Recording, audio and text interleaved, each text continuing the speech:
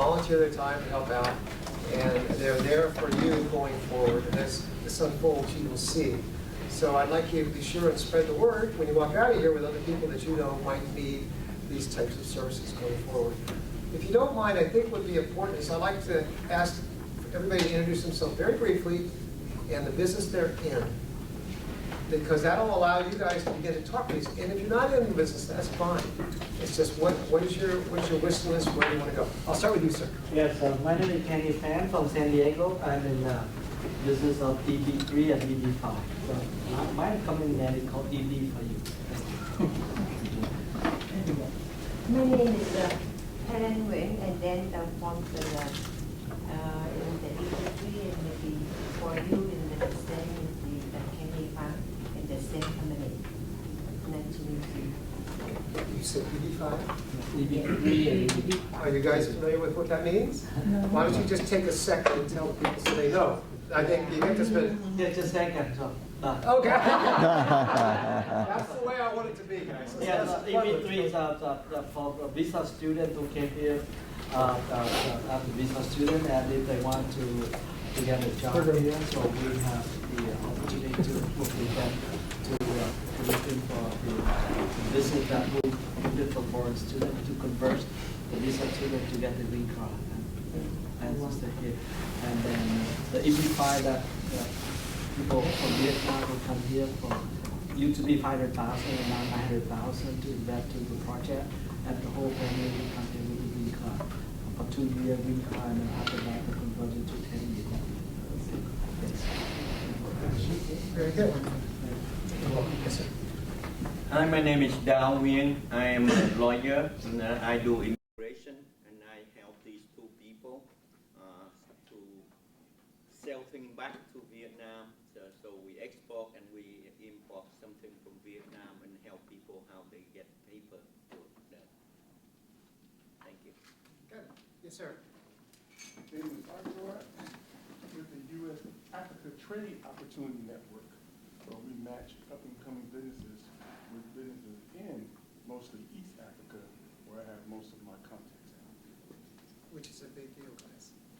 You know, we talk about marketing today. Africa is great opportunities going on. You're going to learn more about that before you leave, too. Thanks for being here. Yes, ma'am. I'm Margaret Rangel, and I'm the contract administrator for PACNAT Aerospace, and we do aircraft parts.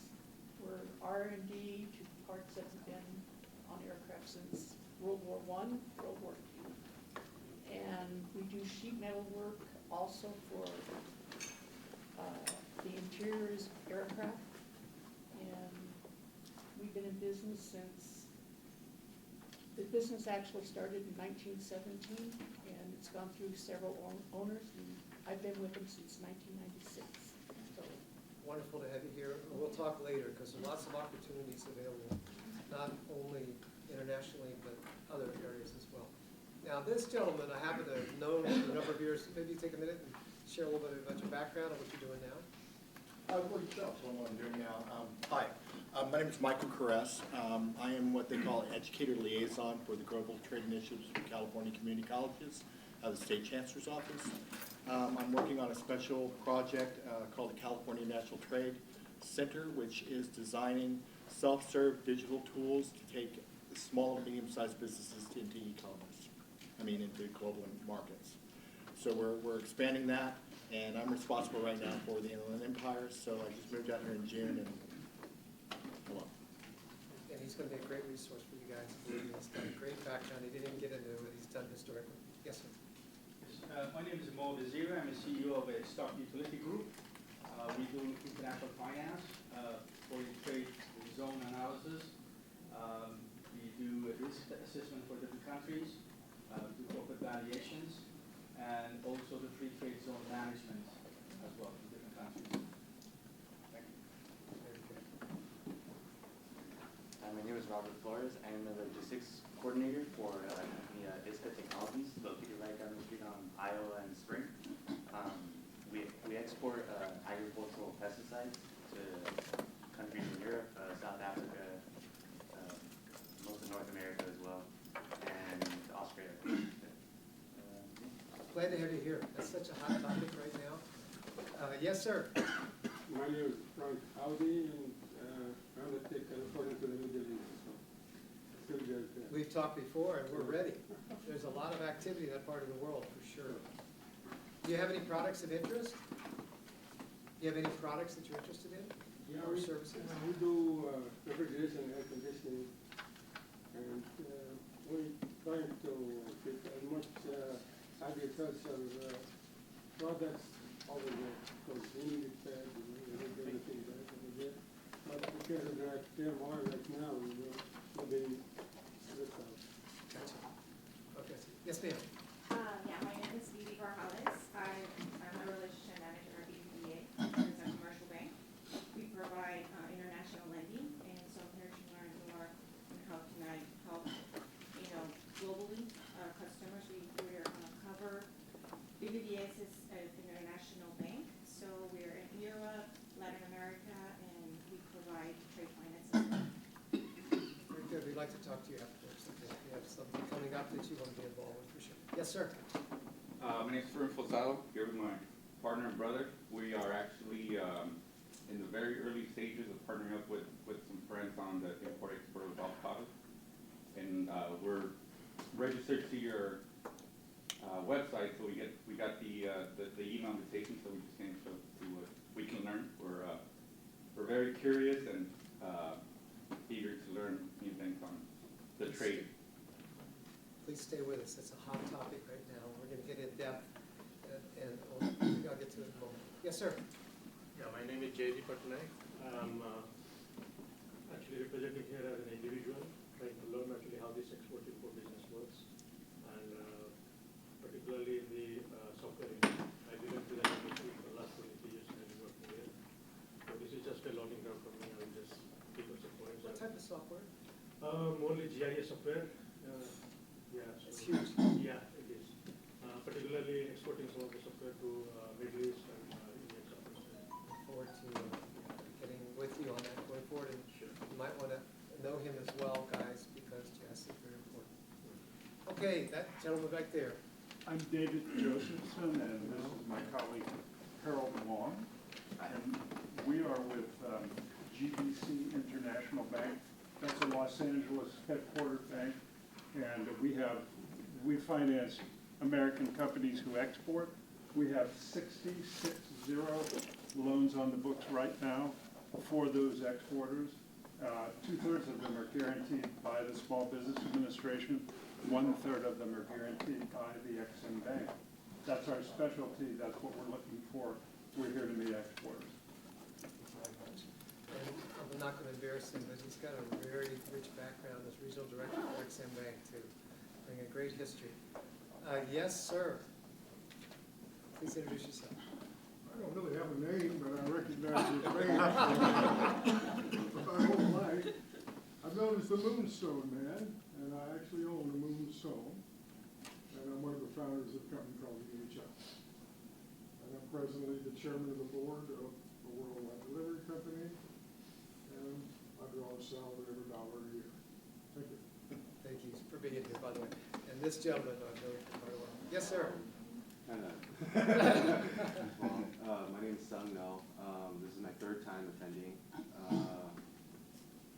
have to thank the people that set this up. It really kind of opened your eyes on seeing what's out there.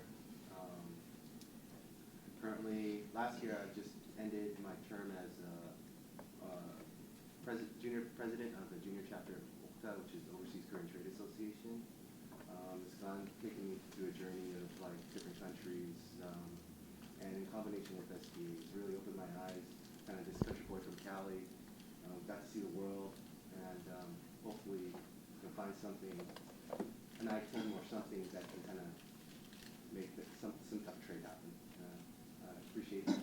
Thank you. Thank you very much. We're doing a lot of work with COCHA and also the Orange County Korean Chamber. Amazing membership, people with businesses all over the world. Yes, sir. Yes, my name is Eskinder Burhanu from EDA Energy. We're mainly providing consulting services in sustainable energy, and we're diversifying to sustainable energy products that have synergy with our services. Our focus area will be the Gulf region and Africa. And we're basically looking for sustainable energy, like renewable energy, energy efficiency systems, and other related products for export. And then we can complement our services, professional services, to assess or through site investigation, to the energy audit, energy analysis for cost-effective results. And then we're new for this export market, and we're here for that. Great to have you here. That, believe it or not, that's an area we have and continue to look at. We actually have companies we work with. One's going to be showcased, Kazum Kavia. She's sold about $200 million worth of mobile systems to Africa. So we can connect. Next row, that gentleman back there, I recognize the face. Please introduce yourself. Ramesh Chaubey. I'm exporting California agriculture products to India, and I've added all kinds of machinery like windmill, export to India, and that is all. That's a lot, by the way. And that gentleman right there, please say hi. Yeah, thank you. Good morning, everyone. My name is Francis Leary. Originally, I was from Uganda. My company is called Caltech LLC. It's at its infancy here in the United States. My wife and I became residents of the U.S. About 2014. But before that, we used to be in Uganda the agents of a power system software company in the USA called ETAP, which is a software that was developed by a company called Operation Technology Inc. We are based in Lake Forest, California. And we were their agents for 8 years. So we managed to provide customized solutions for their products, for power industries, distribution and generation companies. Right now, in the US, we're trying to now do the reverse thing. We're trying to identify small businesses that can be solutions that can be customized for local use back in Africa. And because we are now sitting on the source, we are trying to find as many partners as possible to take that business. We're so excited to have you here. Are you kidding me? Yeah, oh, that's awesome. Thank you. Yes, next row. Oh, this gentleman right here, please introduce yourself. Yes, you. Good morning. My name is Godfrey Hines. I'm new to the SBA, so technically I work with Paul. This is actually my new boss, by the way, guys. Good partners. I'm excited to be here. I worked at the United States Department of Agriculture for 25 years, so I have extensive knowledge in ag products, marketing, and I'm here at SBA to encourage you to use these programs, and we can blend the two in Riverside County and make it a model of excellence. Can I embarrass you a little bit? What we're really talking about is, if you watch the administrator, rural initiatives, agriculture, it's huge. And you have USDA. Well, he comes from USDA. So he is an incredible asset. We've had 5 or 6 people talk about ag-related products and services. Your mission is to put programs on this year, not only in support of ag and ag-related businesses, but value-added products for sourcing capital to help you grow your business. Is that about right? Yes, sir. Thank you. Yeah, okay, great. And you're fluent in Spanish as well? Yes, sir. Fine. Yes, sir. Please say hi. Say who you are, what you do. Oh, Yes. hi. My name is Josiah Manika. I'm from Zimbabwe. I'm actually setting up a freight forwarding company. I'm a firefighter. I'm just setting up a freight forwarding company, so I just want to come and see what this is all about. That's a great business. Yeah. Do you have a client in mind already? Not yet. Just a few people that I have in mind, but not solid. You know what's interesting about freight forwarders? You will find that there's if you look at the mix, there's a lot of small, medium-sized freight forwarders. And what they do is they team up with clients they service, and they serve them extremely well, and they make a good living doing it. So thank you for being here. I hope you come for every session, okay? Thank you. Yes, sir. My name is Amjad Omar. I'm the Managing Director of EnviroMatch. It's a manufacturer for water and wastewater treatment systems. We already export to a number of countries, but we're trying to tap into new markets like Latin America, Africa, and we have a little breakthrough, but we're still not able to penetrate the market properly. It's an absolute pleasure to have you here. A lot of us have been involved in that space, and we look forward to being. So what countries are you in now? We sell, maybe we sell to almost 30 countries. Is that right? And the average cost of your product, is it a consumer product or is it a No, capital it's product? commercial, industrial, goes anywhere from like 20,000 to $1 million. Congratulations. We look forward to being of service, and there's a lot of areas that I think we can offer you assistance. You'll see throughout the program. Yes, sir. My name is Chris Hodges. I'm a veteran business owner here in Orange County and have been exporting for more than 10 years. Here to learn more about the mitigating risk aspects of exporting. We sell high-ticket oil and gas machinery. Well, what type of oil and gas machinery are you referring to? Artificial lift, it's essentially pumping units for oil wells. Yeah. It's a niche product, though. Is it vacuum or rotary pumps? No, it's actually reciprocating. Cool. Good to have you here, sir. That's going to be fun. Yes, sir. Good morning. Myself, Nick Wagadia from Poly Extrusions. We are Ontario-based custom manufacture company, and we do all kinds of plastic products. And this year we started to export our product to Canada, and I'm looking more opportunity to see how I can send my product to all over the world. And my another division, we are import from India casting and FIBC bags. We are selling here. And I want to come here to learn more opportunity how I can export my product to the other countries. You know, that's going to be so fun. We can talk about foreign trade zones. You can talk. I had an 8A firm that I worked with.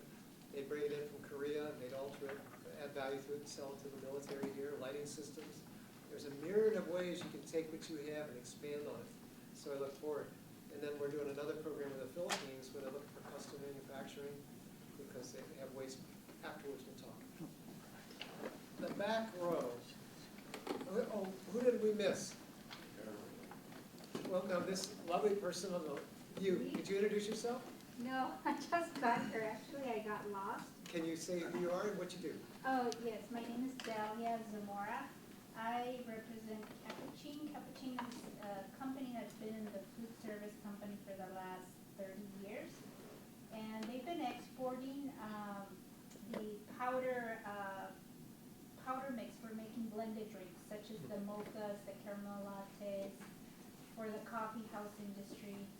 And so I'm here to see how else we can enhance our exports. You betcha. There's, Yes. you know what? And thank you for the work you're already achieving, but we've got at least one or more sessions that are going to get into that space. And I want you guys to ask questions throughout the program, okay? Yes. It's my pleasure. Thank you. Say hi. Who are you? What do you do? You got Yes. me? Sorry, so Diana Dominguez, sorry for being Oh, late. Diana. I'm with the Governor's Office of Business and Economic Development, and I work specifically within our International Affairs and Trade Promotion Unit, and you'll be hearing from me just shortly. You know what? Thank you for coming down. You came Yeah. from Sacramento, right? Yes, I did. There were some delays with our flight, but I'm here. Yeah, I really appreciate you coming down. This is so important for us in the community, and California plays a major role in a lot of these areas. You guys are going to hear about this. And that gentleman to your right, you want to say who you are, sir? Good morning, everyone. My name is Jaime Hurtado. I work for the Office of Foreign Trade. I am the manager of trade delegations and international business matching. I work closely with the SPA, with Vasilina, and Leslie. Look forward to working with all of you. Yes, ma'am. Good morning, everyone. My name's Amy Quinn. I currently work for Riverside County Supervisor Manuel Perez, who is also the chairman of the board this year. So. Thank you for being here. I hope you spread the good word when you see the program today. Who was the later that came in later? It was, ma'am, could you introduce yourself and what do you do? Sure. My name is Jaquetta Green. Hello, everyone. Sorry for my tardiness. I'm happy to be here. I'm also a candidate for the 2020 presidential election for Congress for the 8th District. And I'm a small business owner, mother of two, and I wish us all the best of luck learning all this greatness. What kind of business are you in? I'm in the beauty industry. It's a big Yes, industry for distribution. international. Big business. And manufacturing. Okay, thank you. Okay, thank you. Was there anybody that we said come in late? Has everybody been addressed? No. Oh, that gentleman over back there. Sorry, still working. Foreign Trade Zone Administrator Joe Maladnoff, formerly with Black & Decker, which became Stanley Black & Decker, which became Spectrum Brands. With them for 15 years until they moved to Oklahoma City. I'm sorry, Kansas City, I get it mixed up. And being a Raider fan, I couldn't move back there. Also, now I'm with Comar Brands. We're foreign trade zone administrator for them. And we're out of Jersey. We've got 2 foreign trade zones in the U.S. and we got factories everywhere. It's a big deal, guys. Foreign trade zones is a really big deal. We just started, we just activated this facility about 4 months ago. And in the first 4 months, including all the different aspects of foreign trade zones that there are, we saved about $1 million in 4 months. Thank you for being here. I hope you come every session. We're going to have a session that's going to get into foreign trade That's my old partner. Yeah. He's my old partner. 4 sessions. All right. I think all the introductions. What's up? You want to say hi? Who are you? What brings you here today? Yes, my name is Michelle Odieki. I work with we consult for all African consulates in Los Angeles. I'm also the president of Long Beach Mombasa Sister City program in Cabin. We are actually having a delegation of people coming in next month from Kenya, the governor coming in to strike strategic partnership. So for you guys who are interested in doing stuff in Africa, we'd like to talk to you. Sarita's going to be in today, all right, and Dr. Sarita Jackson, too. You know, that's a big thing for us throughout our whole district and throughout our whole district. This has been a big district, including San Bernardino County. So if you're bringing a delegation, we can arrange for meetings for that delegation. Are they here to buy something? No, they're coming here. It's actually the governor who's coming to strike partnership. So they want people who can do infrastructure projects. They want people like, I know somebody mentioned renewable energy. People can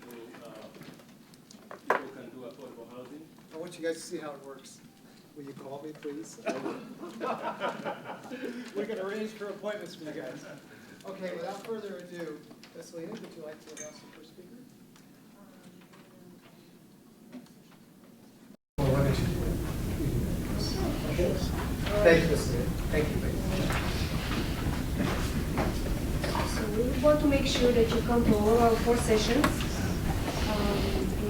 You probably already have seen our flyer several times in our upcoming sessions. I just want to remind you again, each Thursday until February 20th, we're going to have a different topic for you to discuss.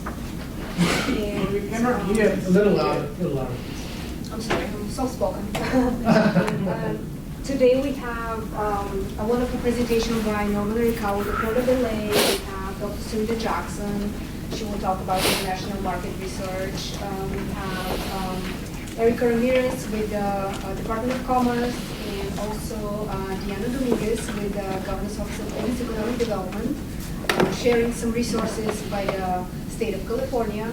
And please don't miss the second session, February 2nd. This is cross-cultural communication and e-commerce. Amazing lineup of speakers. We have Eddie Sumar, founder of ERS Consulting Services. We have Wayne Hemba Day and her partner Tom Reynolds with iPhone International. We have Chris Lynch with International Business Accelerator, Nick Ruders, who is the director of the international sales with Supergroup Corporation, and also the chairman of CDEC. And we have Mustafa Arad, again, a very, very successful businessman that created a business out of nothing, basically exporting coffee. Very, very $1 million a year selling Turkish coffee out of his garage. E-commerce. I can't wait for you to hear his presentation. It's wonderful. Awesome.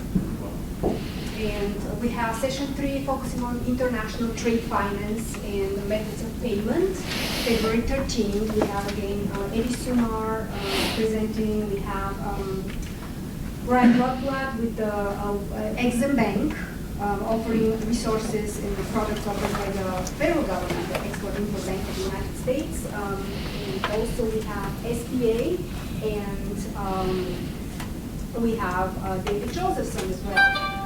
Presenting to you on trade finance. Fourth session, international shipping and legal issues. You will hear from David Harlow on foreign trade zones. You will hear about anything they need to do about the legal aspects of foreign trade. Ken August, he's a wonderful expert in the field. And we have Margaret Burke with PGI Worldwide Logistics, and Jennifer Grady, who is a founding attorney of the Grady firm, sharing resources on how to bring talent from overseas. So please stay tuned and visit all of the sessions. They're wonderful resources for you, and ask as many questions as you have. Thank you. Thank you, Leslie. Norman, can you please come on up? Norman Arikawa has been a colleague, a major contributor to the community for a long time. He just got back from Cambodia, and he travels the world representing the Port of Los Angeles. And as a result of this program, what we're going to do is reward for you guys that come and do the work and learn. You're going to have a work tour. And that's directly the result of Norman making it happen. Norman? Is Norman there? Got to make sure technology works, you know. This one for sure works. Okay, while they're doing that, the presenters, every one of you guys engage. Just use this. That's it. So. Are you using? Okay. Okay. It works now. Welcome. You're on, Norman. Thank you very much, Paul. Well, it's really a pleasure to be here. My name is Norman Arikawa. I am with the Port of Los Angeles, and I work in the International Trade Division. And I've been out here many times. I always appreciate coming out to Riverside because I think I always see a lot of really good potential companies that I think could get into exporting. And so I do like to really come out here. Unfortunately, you have to speak a lot louder. Okay. Yeah, I know I have a real soft voice too, so I apologize for that. So just kind of remind me if I get a little quiet. But I have worked a lot with Paul and Bislina, and we are very, very supportive of their program here, the Export Assistance Partnership. And so today, you know, I'm really honored to kind of open up this first series of workshops in the international trade area.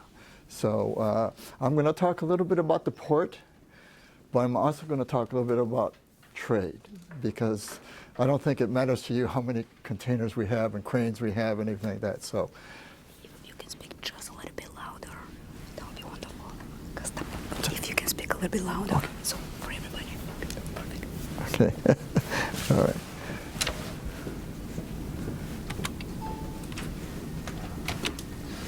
Okay, we're going to start out. I see there's a number of screens around. So this is an overview of the port. And I always like to talk about this as the Los Angeles Gateway, because we really are one gateway. As you know, the port complex here is made up of two ports, the Port of Los Angeles and the Port of Long Beach. And you can tell we're side by side. That little white line is our dividing line. So I like to talk about it as a complex gateway. And so most of my information that I have is going to be talking about the gateway. And so sometimes, especially when we have visitors from overseas, you know, they just don't understand why are there two ports, you know, and all that. So we have to explain it. But by talking about it as a gateway, I always find it a little bit easier to explain. So here in the Los Angeles area, we have the two largest, what we call container ports. LA and Long Beach are both primarily handling containers. And Los Angeles right now is currently ranked #1 in terms of volume, and Long Beach is #2. So we have the two largest container port actually in the Americas right here. And that gives people like yourself as businesses some advantages. And sometimes size does have an advantage. And I'll explain a little bit more as we go along. But for those, if you can read it, you can see in the Americas, Los Angeles, Long Beach are ranked number 1 and number 2. But when you look at the world, and you look at ports around the world, we're kind of small, actually, okay? If you look at the global rankings, you see Shanghai, over 40 million 20-foot equivalent unit containers handled. And actually, the most recent year I have, it's up to 42 million. And so if you look at the LA Long Beach complex, we're right around 19 million. So, and we're the largest in the Americas. And here we have Shanghai at 42. So just to give you some perspective, okay? But one of the things that, as being a local business person, by our sheer size alone, you know, we get about 40 vessel departures a week out of our complex. What it does then is that it allows you to really reach more parts of the world faster, because we have more vessels that come and go. If you use a smaller port, you might get, you know, 2, 3, 4 ships a week. Here in our complex, we get on average about 40 ships a week. So there's practically no place in the world you cannot reach from here. So that helps out in your logistics in terms of getting goods to your ultimate customer. Okay. The other thing too is, because of the sheer number of vessels that come and go, let's say by chance you miss loading your cargo on one particular ship, you can probably reschedule fairly quickly onto another vessel that's going to your thing. So, you know, that really gives you an advantage in terms of making sure you can satisfy your customer in providing the delivery that you have promised. So that's one of the key points I point out by just being here and being close to the port, an advantage it gives you. You know, if you're in the Midwest and you want to ship into Asia and you have to ship your cargo from there, you know, you're talking about another maybe week to get it here, and of course additional cost, and then scheduling and ship out. So you can see you have an advantage by being here if you're competing with someone in another part of the U.S. So now, I mentioned that we're primarily a container port. I also want to mention that we can handle also other types of cargo. Let's say you're in an industry that, you know, handles larger types of cargo, your automobiles or something. We have different types of facilities here. We have auto terminal. We can handle liquid bulk. We do have a steel terminal. In fact, we get imports of steel ingots from Brazil that come in through a special terminal of steel. We have a cruise line scrap. We do have a fruit terminal that handles primarily the fruit coming in from Chile. And so, you know, we can handle a variety of cargoes. So that's another distinct advantage. Okay, so our sheer size, I just want to quickly mention this. The economic value that the sheer, the volume of cargo and the trade that goes through this cargo, it's really, really impressive. Although we only have about 800 jobs right at the port, within the port itself, look at jobs in the 5-county region, 992,000. Jobs across the U.S., 2.8 million. Trade value, about $89 billion locally. Jobs in the Los Angeles, Long Beach region, 190,000. You just can see the sheer impact to our local economy of having the ports here. So that's really, really important. Okay, so now we're getting a little bit more into the trade. These are numbers from the U.S. Commerce Customs data for 2018. As you can see, China is number 1 through our gateway, as I call it, and you can just kind of tell the sheer size. About $456 billion total last year moved through this gateway. That's both imports and exports. So you can just see how just the size of trade through here. So there are many other companies that created these trade volumes. So, you know, those who are looking at getting into trade, I think this is just a great region to be in and to promote. Okay, so if we start looking at more at commodities, these are general classifications of commodities.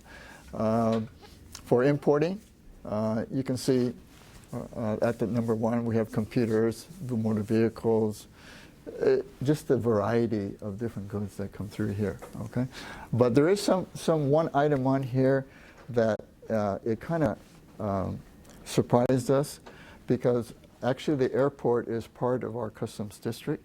So air cargo is included in here, this figure, okay? But if you look at number 12, it says diamonds, okay? When did I get into the export side? And when you look at that, you can see diamonds are on the same list. And we couldn't understand exactly why we would see diamonds on both lists. And it's because of the jewelry district in downtown LA. Raw diamonds are imported in, and they're cut into stones, and we export it out. And that's why we saw them twice on our list. But it was really amazing how we add value to products and also re-export them out.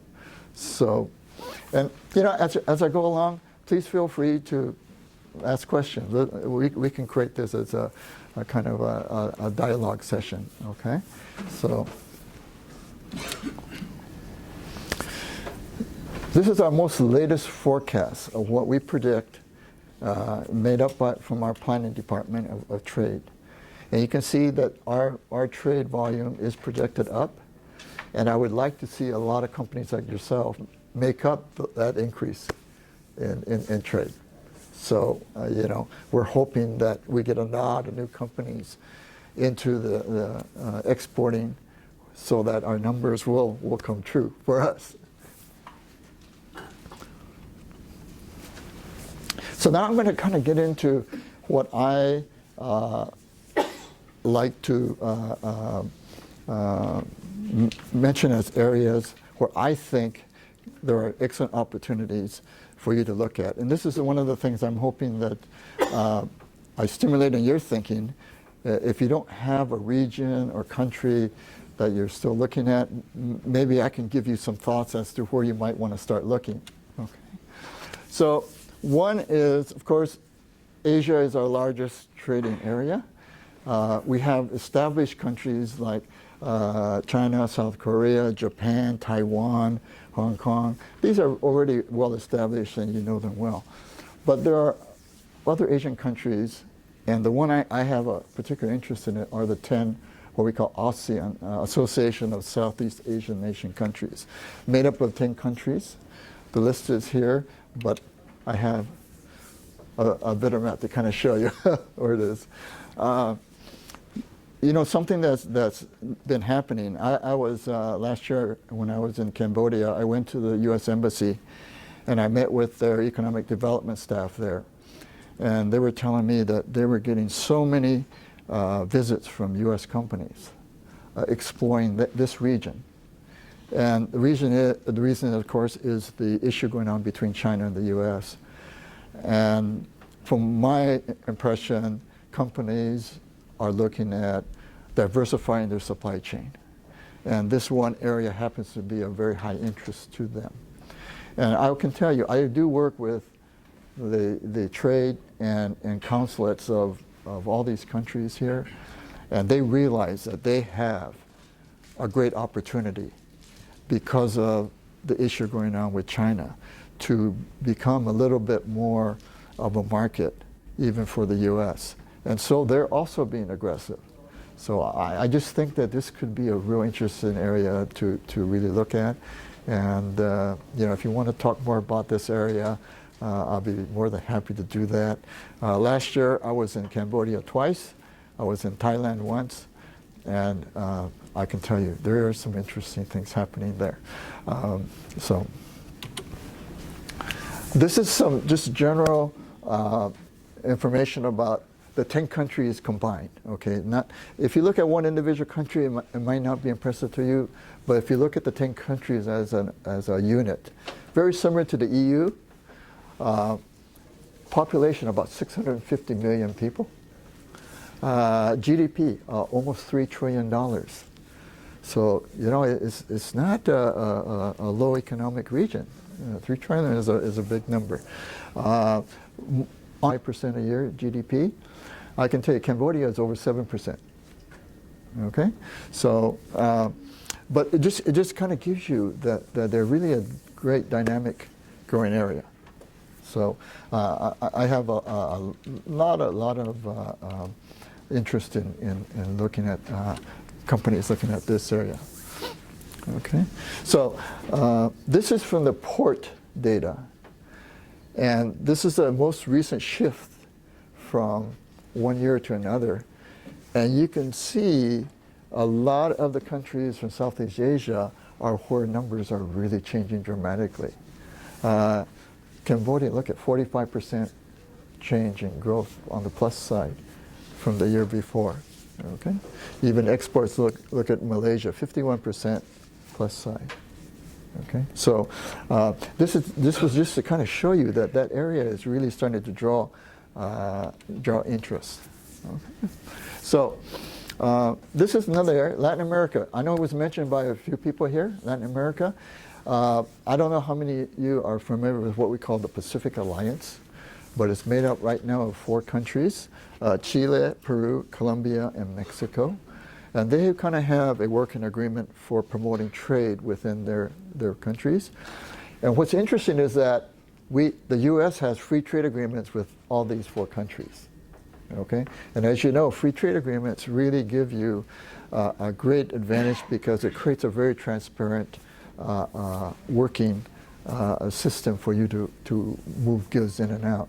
And we highly encourage companies, especially new to export, look at countries where we do have free trade agreements because it really lays out a good transparent path for you to follow. Okay? Question? Yes? So why is it specific to only those 4 countries? Why are all the Pan American countries excluded, as well as the Eastern Seaboard countries of South America? Is it political? These are the 4 countries that organized. My understanding is that there's another group that is being looked at for membership.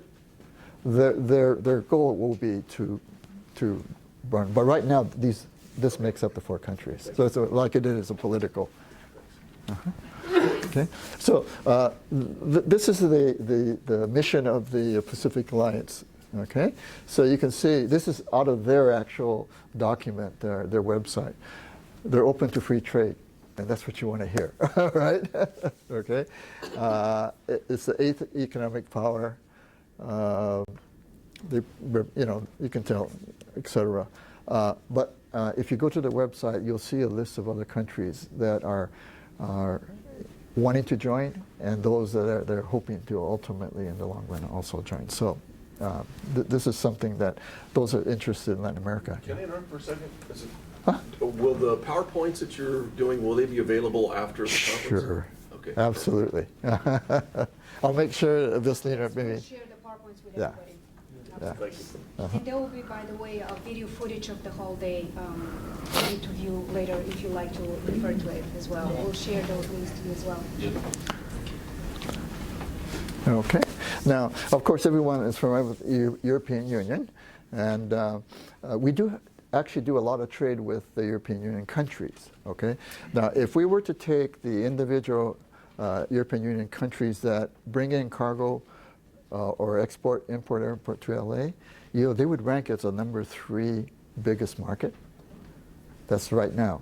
So those who think that Europe is so far away that we wouldn't have that much trade, we really do have a lot of trade with the European Union. So that's not an area to ignore. Okay. This is a new one. I know there's a number of individuals here who are interested in the African continent. I'm also extremely interested in the sub-Saharan Africa region. You know, it was really interesting. I think many of you might remember several years ago, there was a lot of discussion going on about the Panama Canal expansion and what it may do to trade for LA on the West Coast because the bigger ships could go in and out. You know, I was one of the few that took the position is that, you know, ships could go in both directions, and that can open up Africa and also the eastern coast of South America to us on the West Coast. And I still believe that, so I'm really, really interested in looking at this region. They are not as advanced developed, of course, as Southeast Asia that I mentioned earlier, but they're going to be the next region after that area. So I think it's good to get in real early. And there are a number of countries that are really, really, I think, at a stage where they create an interesting opportunity, marketing opportunity. Okay, so I didn't find a whole lot of data, of course, on Africa yet, but this is the most recent I was able to get from our federal data going back. There's still a good amount of trade. I know it's difficult to read. Let's see, between 2015 and 2017, about a 5.8% increase. I do work with a number of consulate and trade representatives here, South Africa, Nigeria, Ethiopia, Kenya, and there's a lot of African countries that are represented here in Los Angeles. So I think that's a really, really good sign that there is interest there, and also opportunities. Okay. So this is just the most recent chart on sub-Saharan Africa. I think the numbers are going to really start going up. Okay. So that ends what I have to say. I'm hoping that it kind of gives you some thoughts, opens up yourself as to where maybe I'm thinking about one place or another. You know, I do a lot of workshops. I've been doing this since 2007. We've been doing a lot of exports trade workshops, and whenever we had a new company interested in exporting, if I were to ask them what area of the world are you thinking about 80% of the time China would come up. And you know, if you're just starting out, my personal opinion, it's a great market, but you know, I think it's a tough place to just start out. I think there are many other countries that you could start with, get your feet wet, so to speak, and then get into that market. So anyway, that's what I have to say. I will be around for a while.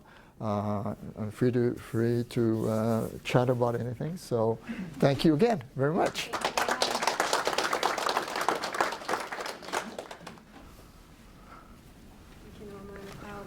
We're going to take a 15-minute break. We just brought some fresh donuts to stop the show.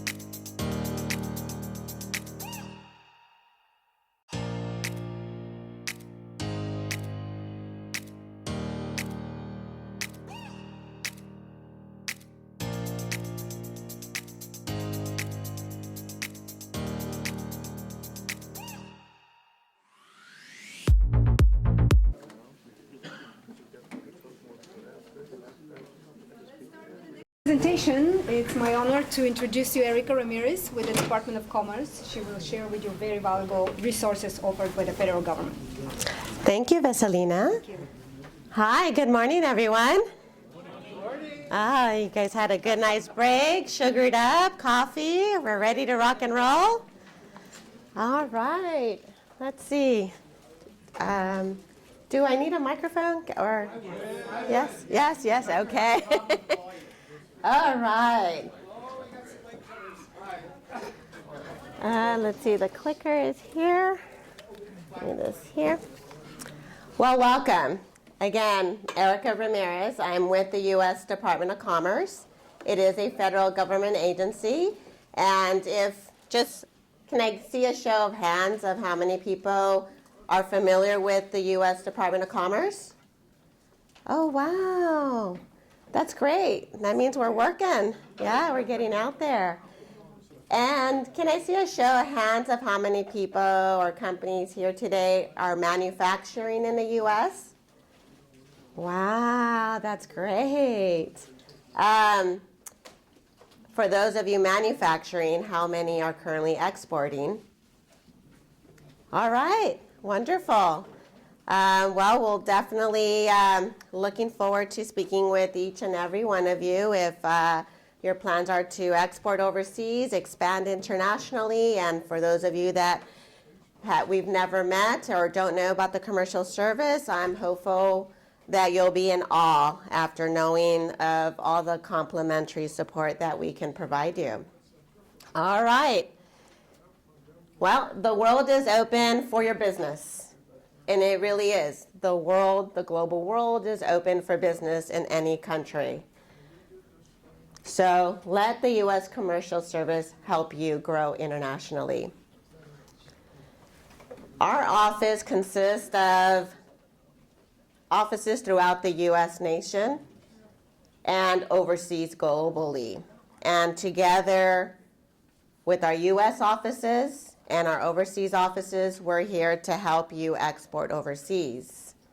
Now, my office is in Ontario, California, which is by Ontario Airport. So in one little office that you make contact, you have access to a global network. Our mission is to promote U.S. export goods and services abroad. So the more we can continue helping U.S. manufacture, export overseas, help you enter new markets overseas, the more we can create jobs in America. So that's our mission, and we are specifically wanting to help in any way we can. These are the offices where we have presence. There's 3 columns on the left. Those are our U.S. Commercial Service offices from Algeria to the West Bank. Where we don't have presence, we have a partner post with the State Department from Albania to Zambia. So you can see in one office in Ontario, you can have access to all these countries through our support.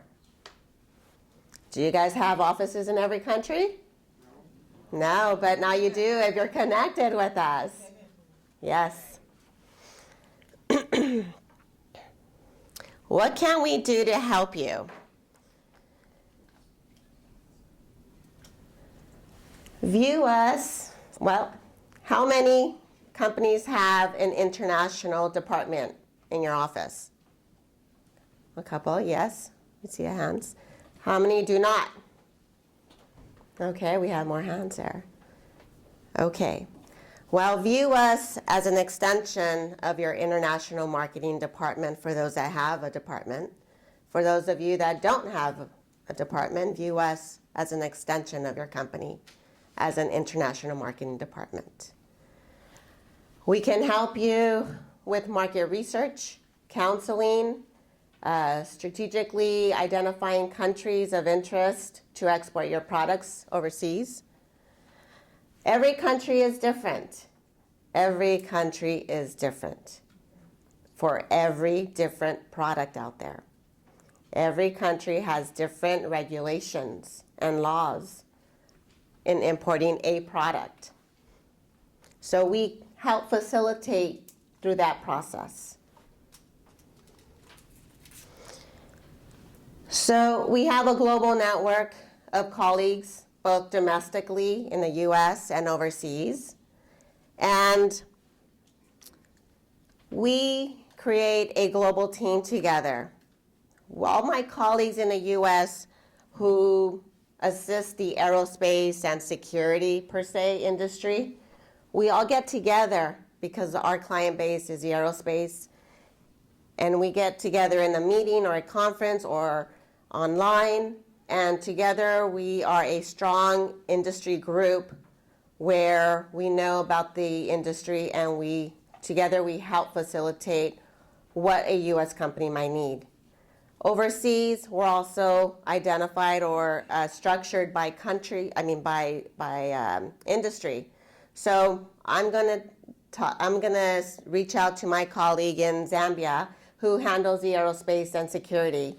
And why? Because she or he has a client base of the aerospace and safety and security industry. So together we create another sub-network of expertise from every country and every office in the U.S. So we have aerospace. We also have regional expertise, Africa and the Middle East, agribusiness, auto and transportation, and the list goes on. All right, so as I keep emphasizing, one office, Ontario, California. What can we do? We offer client counseling. Let's see here. Okay. Client counseling, advocacy. If you are doing business overseas and you have an international competitor who's competing and running against you, let us know, especially if you're the only U.S. manufacturer. We will contact our U.S. Embassy overseas and get our ambassador or the senior commercial officer to write a letter on your behalf to the procurement office of that bid, and write a letter letting them know to reconsider this U.S. company when making the selection. So you have the U.S. federal government backing you, the U.S. company. So that's how we can advocate, and in hopes of you winning that bid. Due diligence. If you have companies that you're doing business with and you don't know the legitimacy of that company, let us know, because why? We have, our offices in that country who can quickly find out if they're a legitimate company. International partner acquisition. Are you looking for international buyers or distributors? Let us know. We can help you do that too. Single company promotions. You want to provide a demonstration. It's a new technology. You want to go to Japan, and you tell me, Erica, I'm going to Japan. I need you to bring in all the distributors of medical equipment who have a client base or a distribution channel of hospitals. I have this great diagnostic equipment. Okay, we will reach out, we'll secure a reception room. Do you want a reception? Do you want a brunch? What do you want? What kind of event do you want? We reach out to all these potential contacts with the U.S. government, U.S. Embassy logo, and pull in and attract an audience for you. An audience where you said what type of contacts you wanted. We bring them to this office. We bring them to this reception. And we have that demonstration that you wanted, so you can brag about the techniques of this diagnostic equipment. And our commercial officer officially introduces you to all these prospects in Japan. Do you need an interpreter? Okay, we'll coordinate that. So we can do all of that. We have trade shows, trade missions, and global business forums. like I said, we're global. We have a presence in several trade show events, and trade missions are a wonderful program to participate in for obvious reasons that, you know, you're in a group of a trade mission of specific aerospace companies or medical companies, and you're all traveling together, and we set up meetings for you. And it just goes on and on.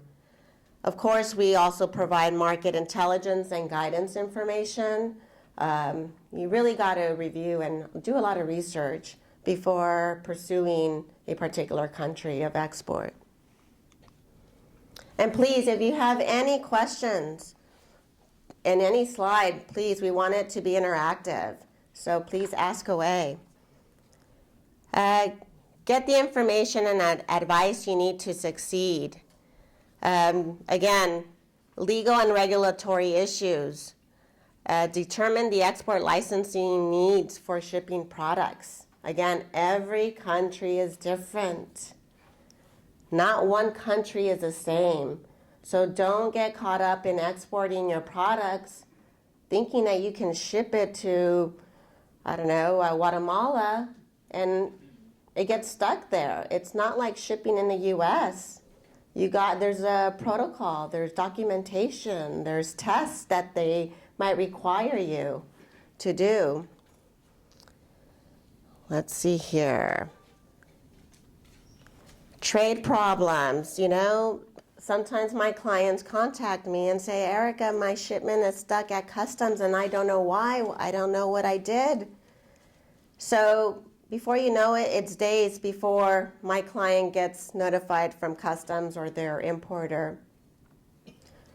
They tell me that by that night, I'm already in contact with my contact in that country, whether it be in Honduras, Argentina, Mexico, China. They're already there speaking with customs to try to find out exactly what's going on. Way quicker than you can get that information. Some of the information coming back is they didn't fill out the documentation correctly. They are not paying the tariffs that they should be paying. They identified that number incorrectly. So therefore their tariff rates aren't matching up. Or, you know, the wood pallets, it needed to get pesticides. It needed to get some type of chemical treatment because of the pesticides. You know, all these are in place, of course, to make sure that the products, when imported in that country, is safe from any harm. So definitely that's why there's rules and regulations set in place. We offer a lot of programs. One of our proactive programs is the Gold Key service. How many have used our Gold Key service? Great. How was your experience? I've worked with clients that use them in the past, and all of your programs have been good. They're low cost, quick to action, and they've been very targeted. So. Okay, great. Yes? I've used it in 9 countries with custom building products, South America, in Asia, in Mexico. I was a building materials company, and it was very large. They're growing exponentially with Home Depot. And you guys, the commercial service is such a great resource. And it should be on your Rolodex, on your phone. You should put it there and use it constantly. Wonderful. So for those of you that don't know about our Gold Key matchmaking service, that's one of our programs that we offer to be proactive in international. This is really the top of the line where you say, Erica, I'm going to go to, I don't know, Nigeria. And I want to meet with buyers or distributors of automotive parts. Please, can you arrange for me to meet with distributors who distribute to the retail? I said, okay. What we do is I contact my colleagues in Nigeria, and we set up a joint conference call with the client, with myself, and with my colleagues in Nigeria. And we discuss what your interests are. They have the information via email, a questionnaire that you have filled out. We share that with them, and we go over just to make sure everyone's on the same page. Just to make sure that also my colleagues from Nigeria find out from the company if they have also the right certifications to import into Nigeria. And of course, we agreed to move forward, or, hey, sorry, this is a saturated market. I would reconsider you viewing a different country, or definitely there's market potential here. How much it costs gold key? How much did you pay, sir? Oh, back, it was a few $100. A few $100. I believe it's now about $900. I believe it's under $1,000. Please forgive me, I just returned from a 2-year detail on exclusions of 232s, working with aluminum and metals, so, which is with... Compared to getting on a plane and getting a hotel and, trying to set up those meetings and et cetera, staying there for a week. Yes. It's a bargain. Right, yes. So it's under $1,000 if I recall correctly, but I can certainly provide that information if you're very interested.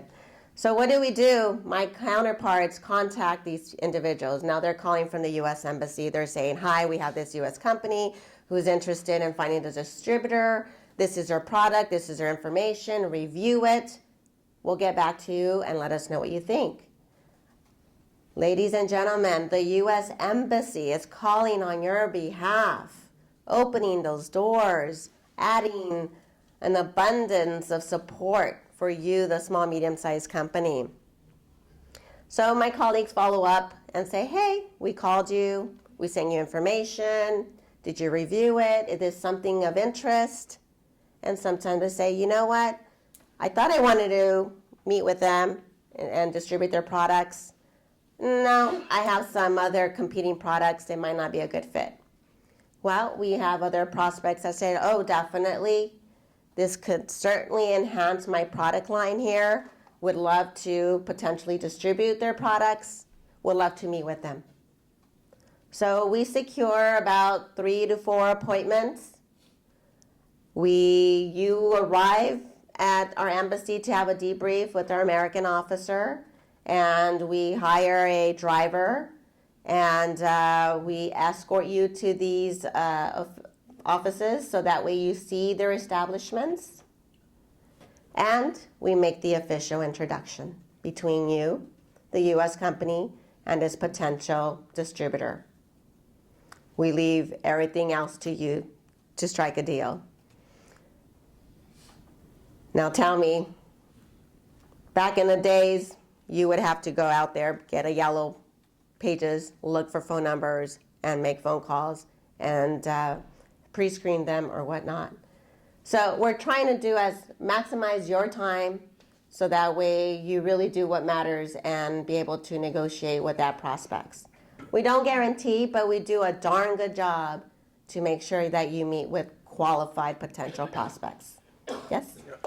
My only concern about using this would be how in-depth the knowledge would be of one of your embassy agents. And the question really is, would one of your agents actually go and find an industry expert and consult with them to find potential distributors? Or would they simply try to pick up the yellow pages? And the concern here is that I work in an industry that doesn't really have this yellow pages presence.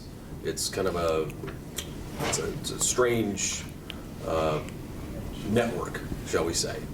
So what's the typical protocol with locating distributors in an industry that doesn't really conform to internet-based presences and yellow pages, et cetera?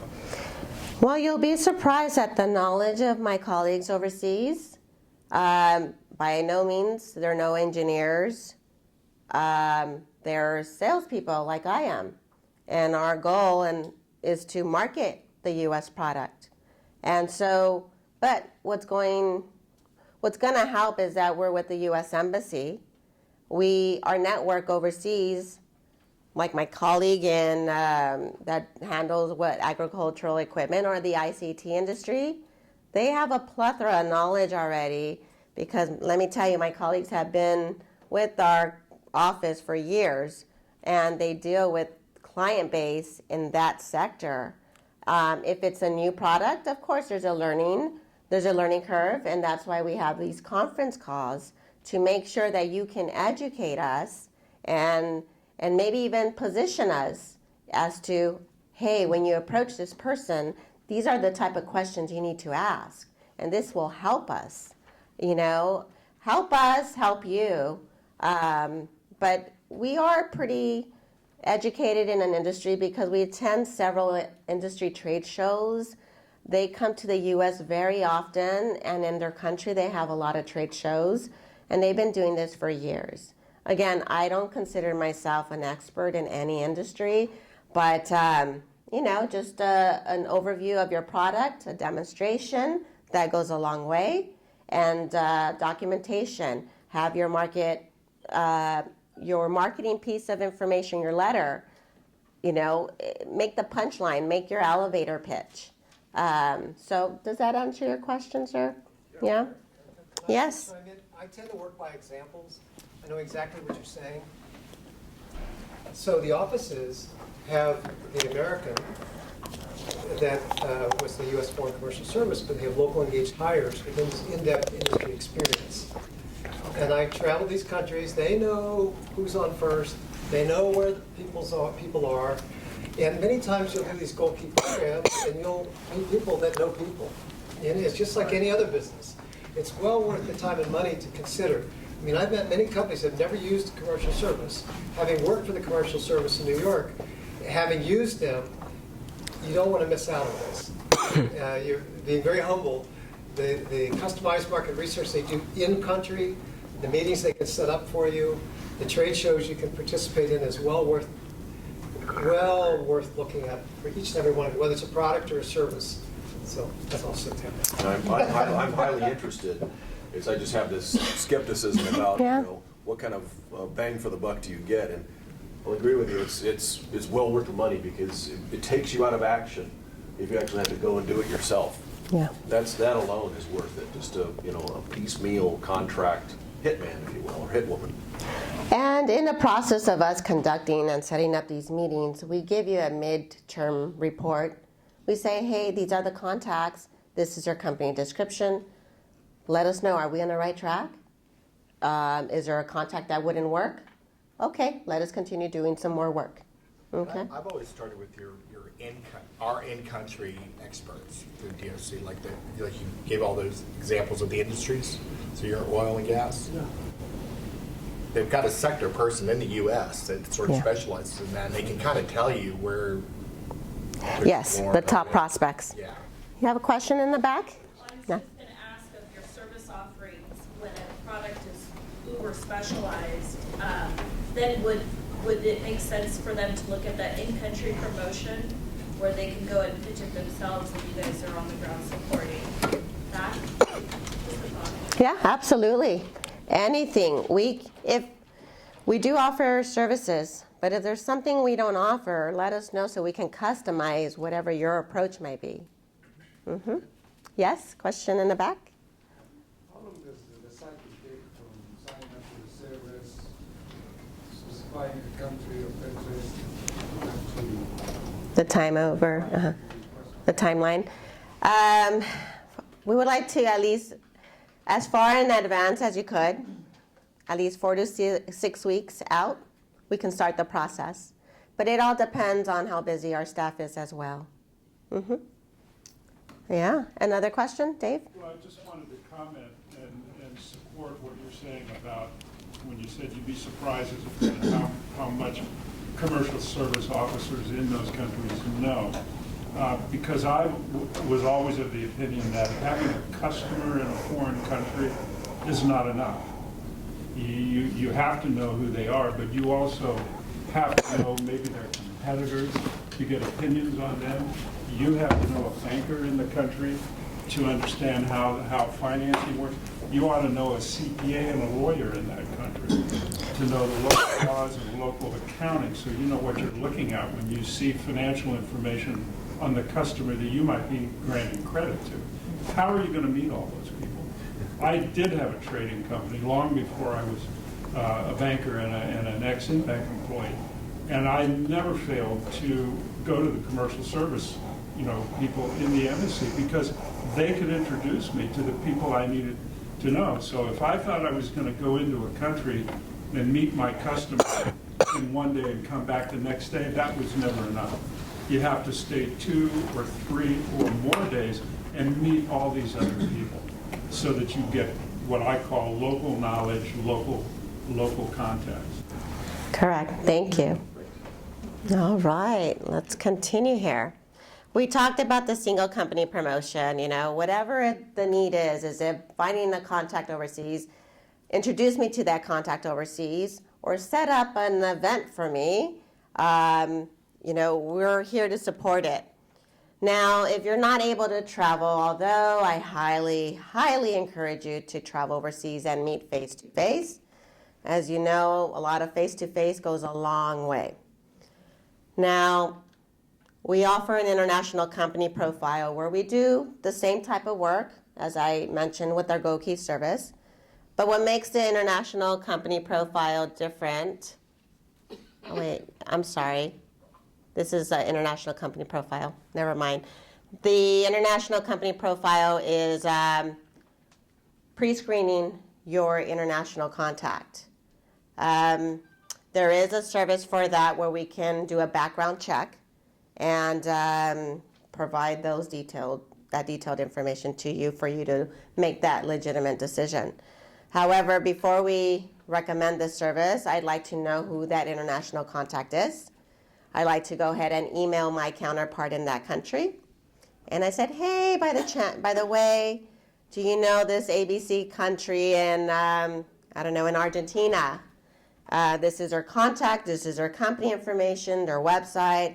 They're interested in doing business with my client here in the U.S. What can you find? And then, within the week, they get back to me and either, Erica, I drove by, and the address is a mailbox, etc. There's no facility. Or, Erica, I drove by, and it's a college dorm. So, we'll share that information with you. But nowadays, you can quickly look on the address on Google Maps, on satellite view. Do your due diligence and look at what the facility looks like. I mean, nowadays, their address gets a little bit more sophisticated. Instead of putting a P.O. box, they put a suite number. And that suite number is a P.O. box. So take that extra step and review. There's tons of information I'm sure you can find on your potential contact if they're really interested. So, but if it looks like a very legitimate company, but you just need a little bit more backbone information, let us know. It can be confidential, or you can let that prospect know, hey, I've been in contact with the U.S. Embassy in Argentina. As part of our business protocol, we ask for a background check, so they might be contacting you or your references. So, but again, it can be confidential if that's what you prefer. All right. Market intelligence information. Did you know we have tons of market research information available for free? It's accessible through your fingertips. There's our export.gov portal, export.gov. That's our agency's website. I even get lost in there because it's one link to another, to another, to another. We have a report called Country Commercial Guide. And that information is in different chapters. It's been, categorized by what are the distribution channels for that country? What are the top industry prospects for that country? What are the labeling and packaging requirements for that country? What are the customs and regulations? And then also holidays. You know, don't plan to travel overseas when there's a holiday in that country, you know? So all those reports are accessible online, export.gov. If you need a report that we don't have, we can customize that report. There is a fee associated, but I'm going to tell you all of our fees are very nominal. But if you want to give me, 6, 7 questions, or maybe give me 1 or 2 questions, and maybe I can obtain that information from my colleague by, just say, hey, what do you know about this? And let's see what information I can get for you. They are knowledgeable in this industry sector. Or even have a joint conference call.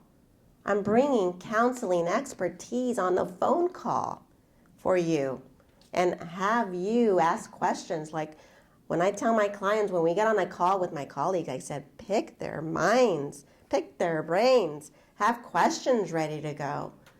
And if they don't know, they'll get back to you, At least their ball's in their court. We've asked a question.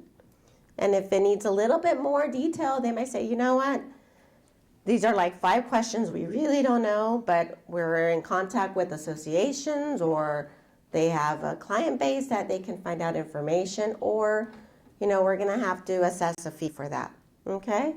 But if you don't ask, we won't know. Let's see here. Key market research resources, trade.gov FTA, free trade agreements. So for those that are new to export and you want to export, look at countries that we have a free trade agreement.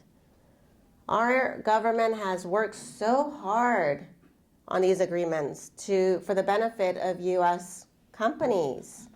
Like now the U.S. Mexico-Canada agreement that was NAFTA before.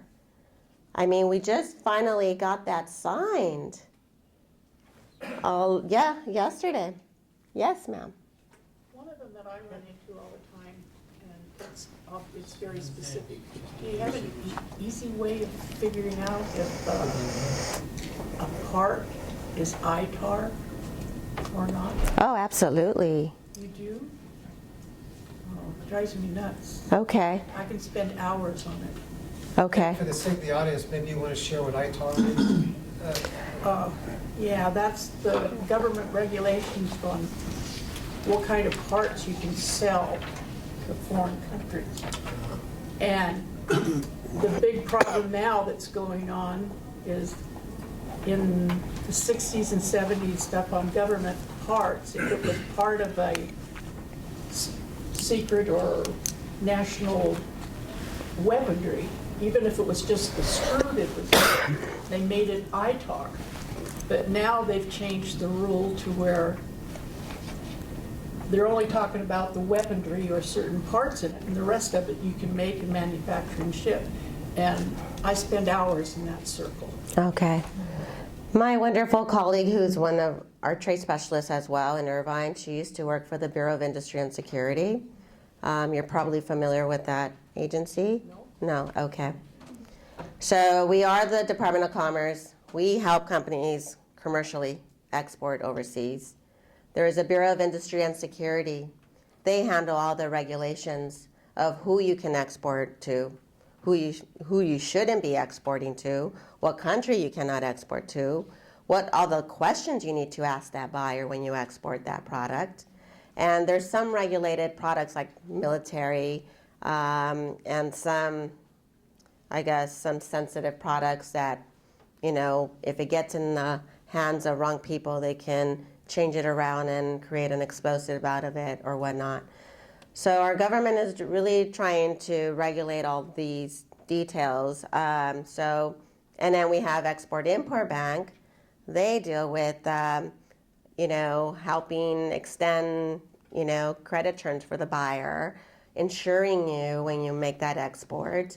So all these programs. So there's a lot of resources out there at your fingertips. Yes, sir. When you talk about ITAR, before you arrived, we did introductions. We have people talking about energy. It pays for you guys to check that because it's important you check it. something you think doesn't fall under ITAR could be part of a sweeping mechanism that could be used for dual, it's called dual use. So it just takes a minute to let us, whether it be SBA or the commercial service, we're all part of the export outreach team. We all work together to help you. So just make sure, if there's any thought in your mind, check with us first, because you can go to jail. Yeah. Pretty quick. You can. God, thank you. There's also a website, trade.gov/top markets. It'll tell you the top markets for every country. And of course, export.gov/CCG stands for Country Commercial Guide, which is an in-depth report that I mentioned to you that you can find detailed information for every country and at your fingertips. Let's see, advocacy. Advocacy coordinates U.S. government resources in order to level the playing field on the behalf of U.S. business interests when competing for public contracts abroad. Like I mentioned, if you're competing with a project and there's been some unfair practices there that you get wind of, let us know so we can red flag it and quickly, be able to make an impact before they give that project to that company.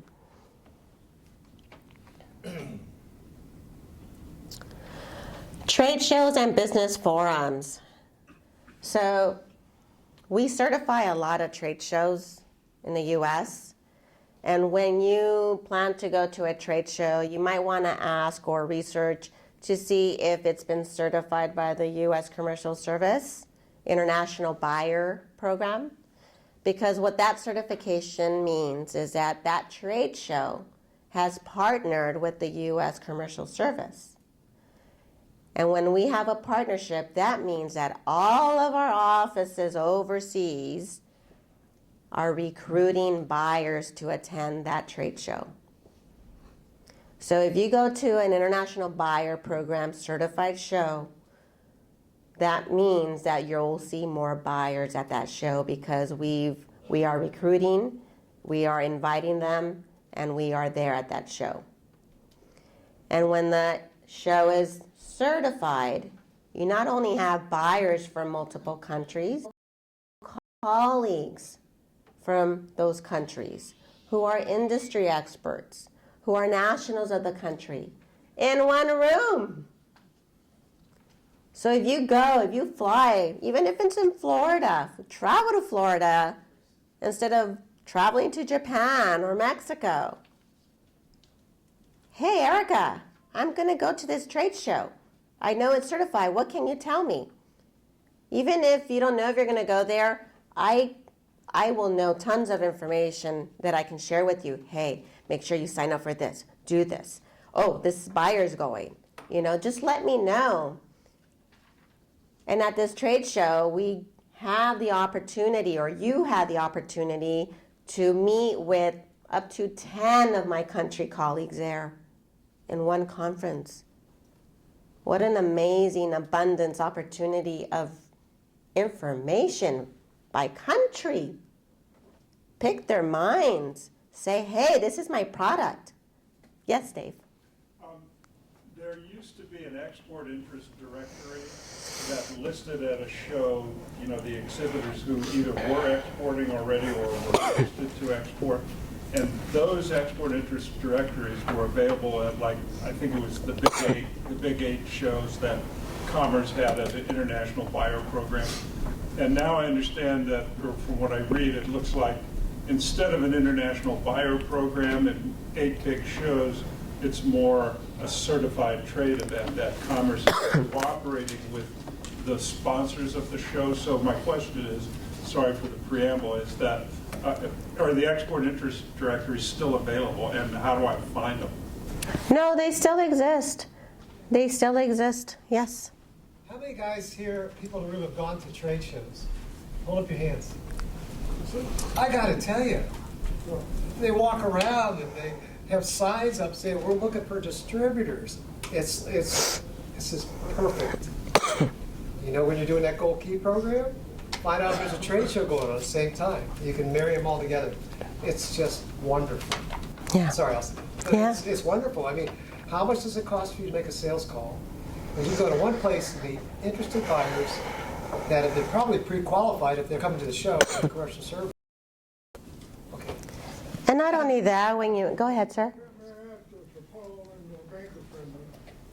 I would say I've spent 54 years and I would never say I was from America at all. I'm always from the Cayman Islands. And 100%, I only go to one trade show a year till I'm not my friend Paul, and that's SEMA. And if you go to SEMA every year, you don't need to go anyplace else. You don't need any more directories. The whole world goes to SEMA. So that's my opinion. It's in February. It takes up about 2 weeks in Las Vegas. You got every contact, every... And we certify that show too. Yeah. Yep. What is that, SEMA? Yes, SEMA, Specialty Equipment Manufacturers Association. Las Vegas? Yes, that's an automotive show. What do they have? Machinery? There's one for original equipment of automotive, and there's aftermarket automotive. And the big ag one is in 2 weeks. Yes. Central Valley, that's agriculture equipment, agriculture, some solar stuff I think is there, and Yeah. maybe even oil and gas. But I don't know if we certify that one. We have in the past. and you've got a team. In Tulare, right? And they're doing a form buy. They've got a form buy. Okay. Working thing and There you go. So as well as their export workshops. Yes. It's like the 13th, 14th, 15th. It's in Tulare. You can't get a hotel now, but you can drive up for the day. Yeah. And it's worth it to walk the show. There's I don't know how many, there's thousands of people. I mean, distributors there. It's one of the biggest in the world. Biggest in the world. Yeah. Yeah. Well, there's a number of people here that are very interested in agriculture. What is that show? You should walk the show. Tulare Ag Show, agriculture equipment. World Ag Expo. World Ag Expo, yes. So you guys Google World Ag Expo. If you get a chance to walk the show, you can learn a lot. Yeah. It's worth a 3-hour drive. Yeah. Meet with our colleagues there, you know?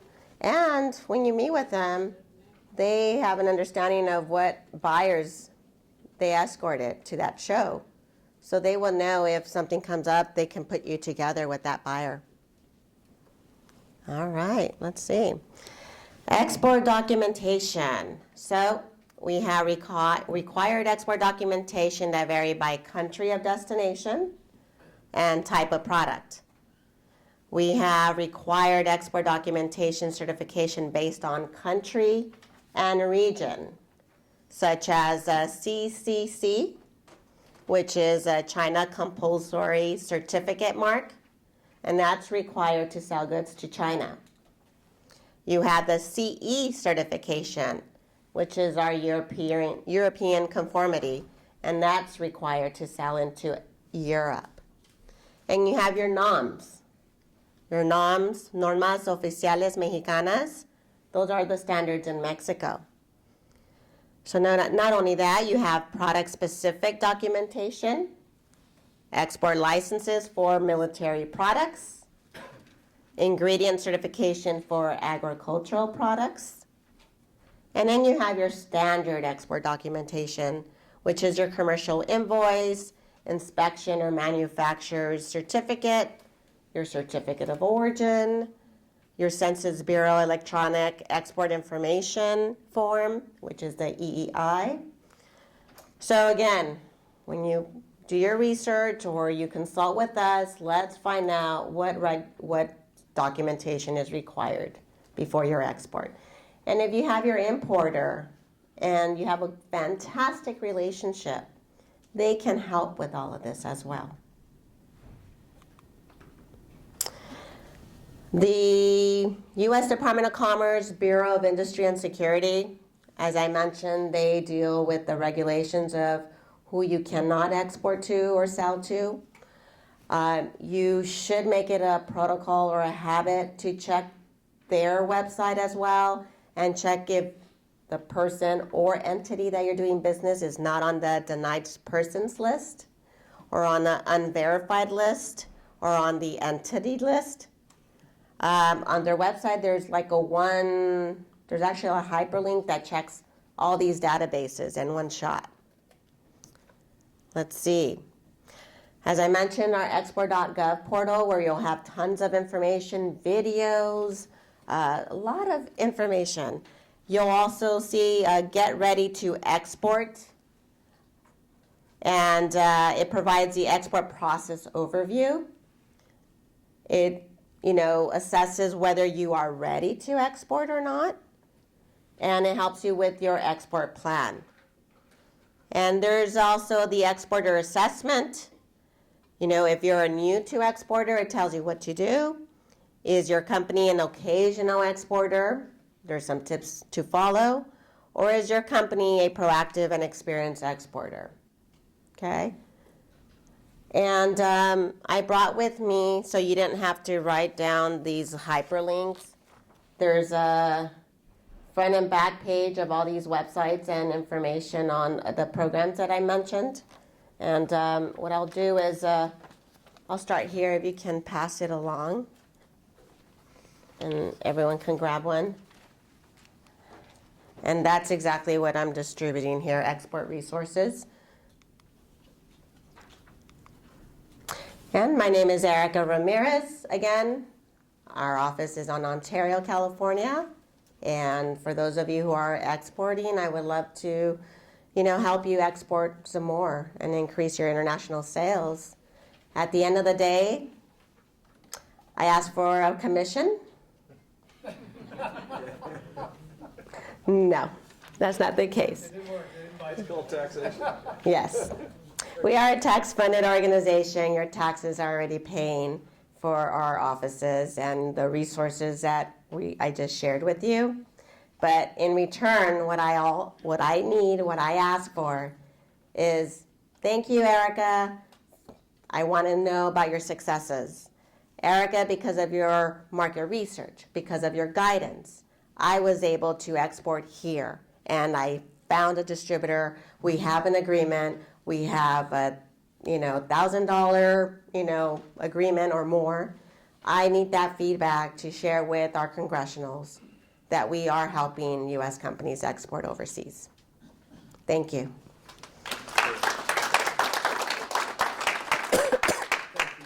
Yeah. I just want to take 1 second. Did you turn it off? Yes. Oh, sorry. Okay. There you go. Oh, it's on it. I just want to take a second to kind of review. We're having all these wonderful presenters talk about things. There was something that was developed called the Export Outreach Team. It was done for us. Like you, we're no different. We can get siloed because we have our own work to do. I'd encourage each and every one of you to develop your own team of resources. You probably already have it up here, but going forward, if you get a little more methodic about it, it could save you a lot of grief going forward. Or you won't have a shipment like I did stuck in Ghana and go, what do I do, type thing. The Export Outreach Team is made up of, yes, city, state, federal agencies. And they're all partners to provide services for you. And you're going to pick and choose those people going forward, but there'll be no wrong door. You can call Erica, you can call me. Gee, what is ITAR? Gee, what is that ag show? It's so important for you, and we get it. When you call, you have a question, we can get you to the right resource right away. And I hope you remember. And the way it's set up is SBA has 68 offices, and there's a ditto in every office, District International Trade Officer. We facilitate the team. So that's how that comes together. Now, Selena, who's next? We have Dominguez with the Governor's Office. Please, come on down.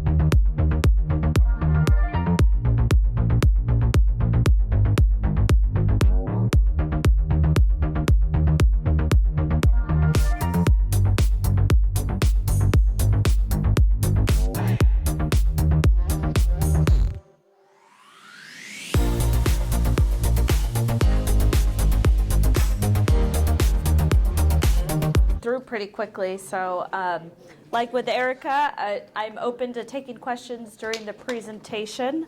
And like I told Paul, I'm not as charming as Paul in my presentation, so kick your neighbor if they're falling asleep. But as I mentioned earlier, my name is Diana Dominguez. I'm with the Governor's Office of Business and Economic Development. We're also known as Go-Biz, that's our acronym. Just a show of hands, how many folks have heard of Go-Biz or are familiar with Go-Biz?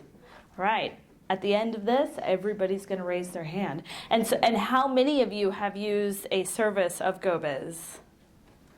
Okay, 3. Yay. Okay, cool. So you can tell us whether we need to get it together or we're doing a good job. I was working with Bud a couple of years. Yes. I understand you're about to leave. Yes. So our office, and I'll dive into my particular team and Bud Colligan in just a second, but our office, the majority of us are based, there we go. The majority of us are based in Sacramento. We do have representatives in San Diego, Los Angeles, San Francisco, soon the Central Valley, and I sit in Sacramento, but our jurisdiction is to service the entire state of California. And the goal of our office is to be your first point of contact for all your business needs.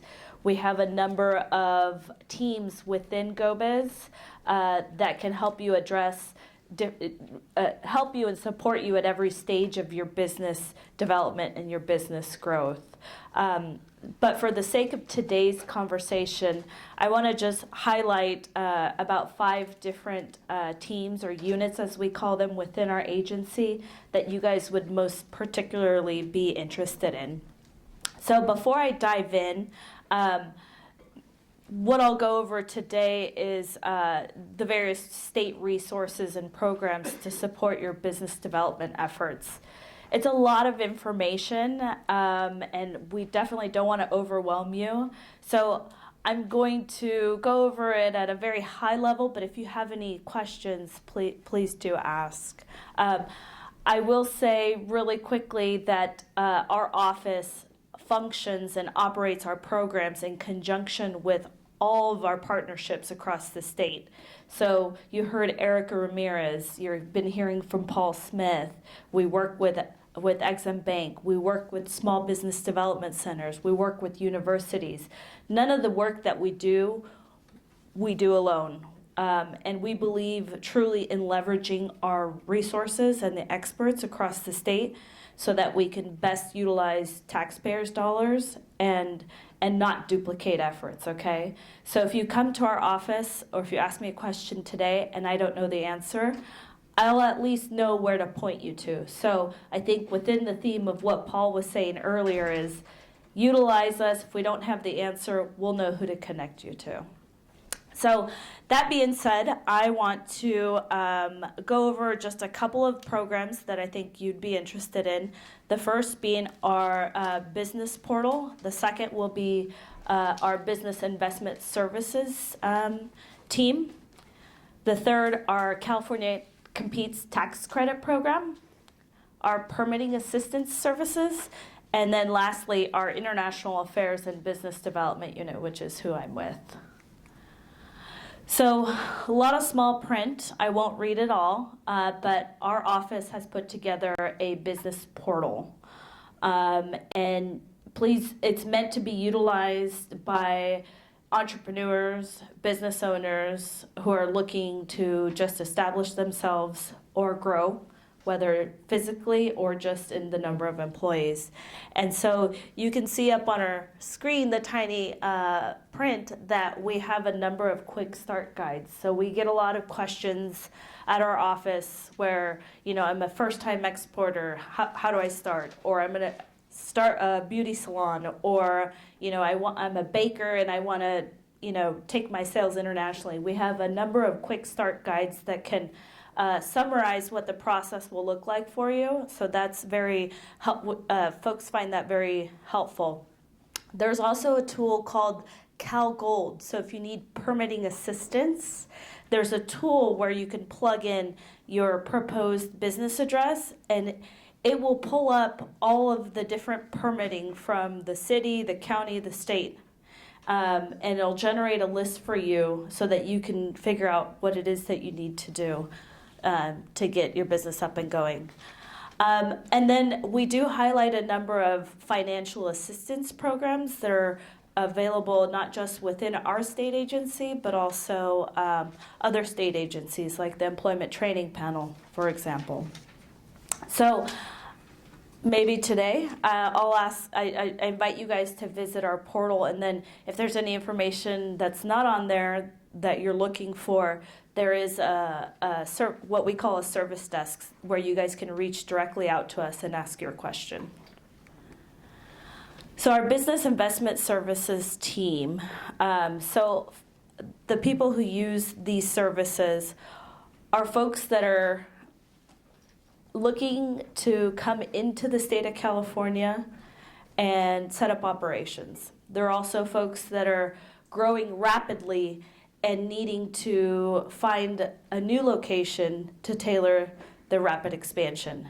And so what this team does is they provide no-fee tailored site selection services. So before you're looking at leaving the state because of costs, because we'll just leave it at costs, come to us and we will help you do an assessment. And the goal is to keep you here so that you can create jobs here and support our California economy. So if you're outgrowing your space and you're needing help with finding a new location, this is the team that's going to help you. They also do an excellent job of identifying various tax credits and incentives to support your business. So based on your need. For example, there's a new employment training tax credit. There's a new hire tax credit. There's a sales and use tax credit program. So this team helps identify all the different incentives to keep you operating here and for you to expand. There's also our California Competes tax credit program. So plain and simple, it's a tax credit program that's operated out of our office. And I want to just point out that we just missed the application period, but the next one is scheduled for March, early March. But just to put it simply, this tax credit program has been set up to promote, sustain, and create jobs here in the state of California. What we find a lot of the applicants, so a typical application looks like this. Company ABC comes to us and they say, I am asking for $100,000 in tax credits in exchange for hiring 10 employees. Well, so I don't want to go into the details too much because I'm not the expert here, but a lot of the tax credits that we award are companies that do just that. They pledge hiring employees in exchange for tax credits. And it's a 5-year tax credit contract that you enter into, and we do assessments on a yearly basis.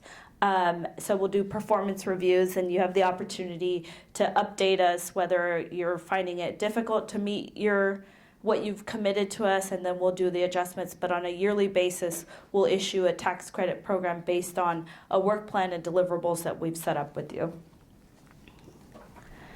So I talked a little bit earlier about our permitting assistance team, but they help you navigate this regulatory process of setting up a business and growing and expanding your business. They have excellent relationships with county and regional folks. So if your permitting application's stuck in the pipeline and it's weeks in, months in, you're not hearing anything, we're here to help reach out for you and knock on their doors and say, hey, company's losing money. What's happening? What's not happening? So we have the relationships for you guys to leverage to help you through that process. And then, so then there's my team, the International Affairs and Trade team. So our team is focused on 3 different things. we're focused on export promotion, so supporting our California businesses with their export sales in foreign markets. We're also focused on attracting inward foreign direct investment that's job producing. And then the third thing is we're focused on international affairs, so facilitating relationships with foreign governments and establishing relationships with them to promote bilateral trade and investment, 2A. So one of the things, so my portfolio, and I think that's relevant to today's conversation, is the export promotion and the supporting of exporters. So we facilitate through various partners statewide and the California Department of Food and Ag, what we call the State Trade Expansion Program, also known as STEP. So can I ask if anybody's utilized STEP, has heard of STEP? Yes, great. Okay, so and not just from Paul, but have heard it from maybe us? No? Okay, cool. So this program, I think you guys would be particularly interested in, and I'll just kind of jump ahead a little bit and go back to Erica's presentation earlier when she was talking about the fees that some of the services, the fees related to some of the services that they charge.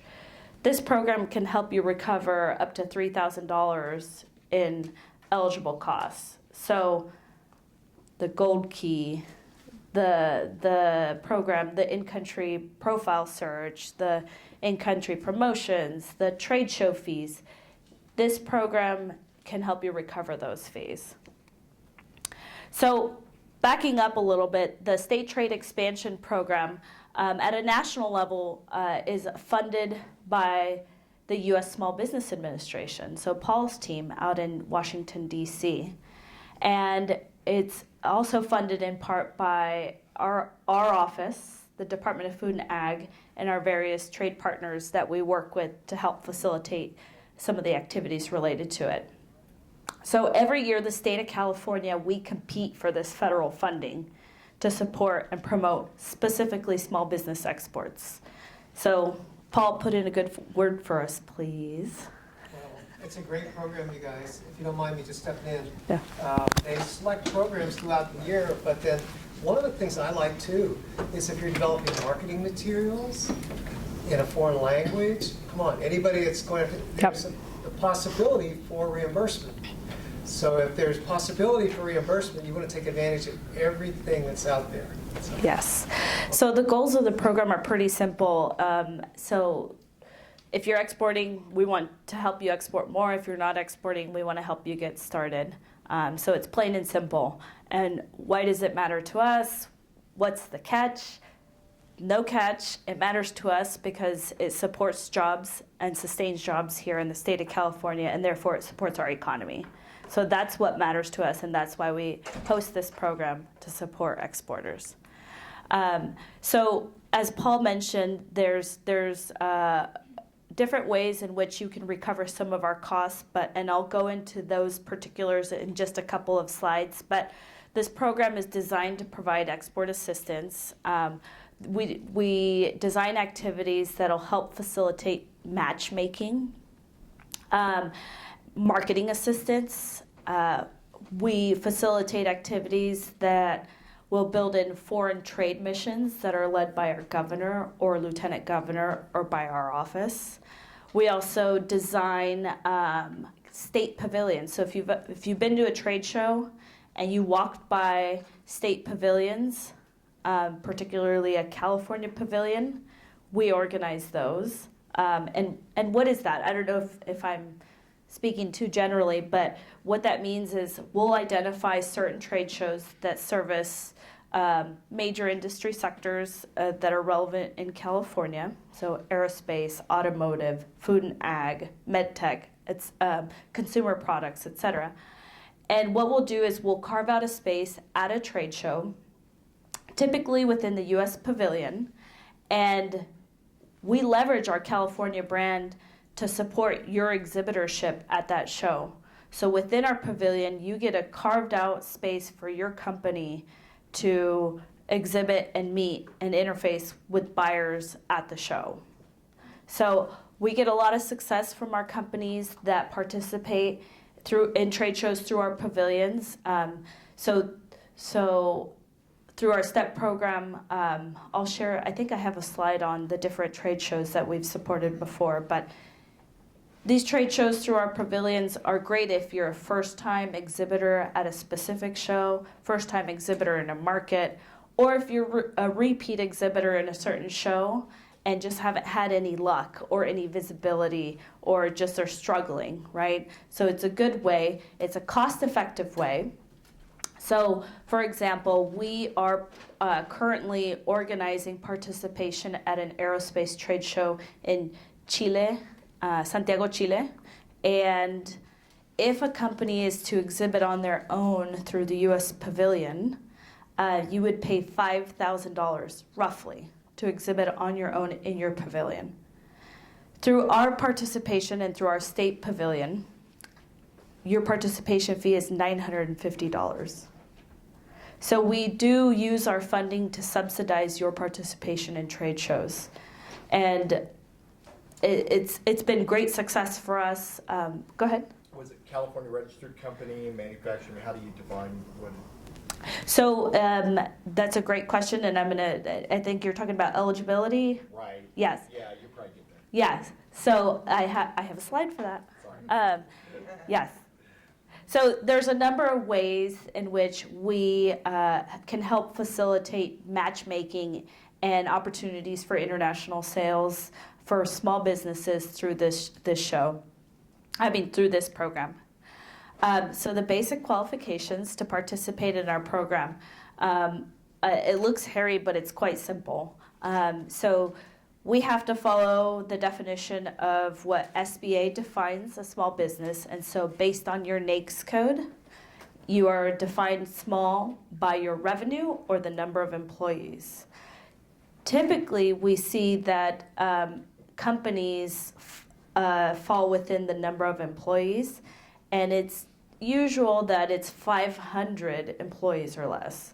So what's small to us is, or what's large to us is still small to SBA. So the newest requirement for this program is that companies have to have a product content of 51% or more, or have to be of U.S. origin.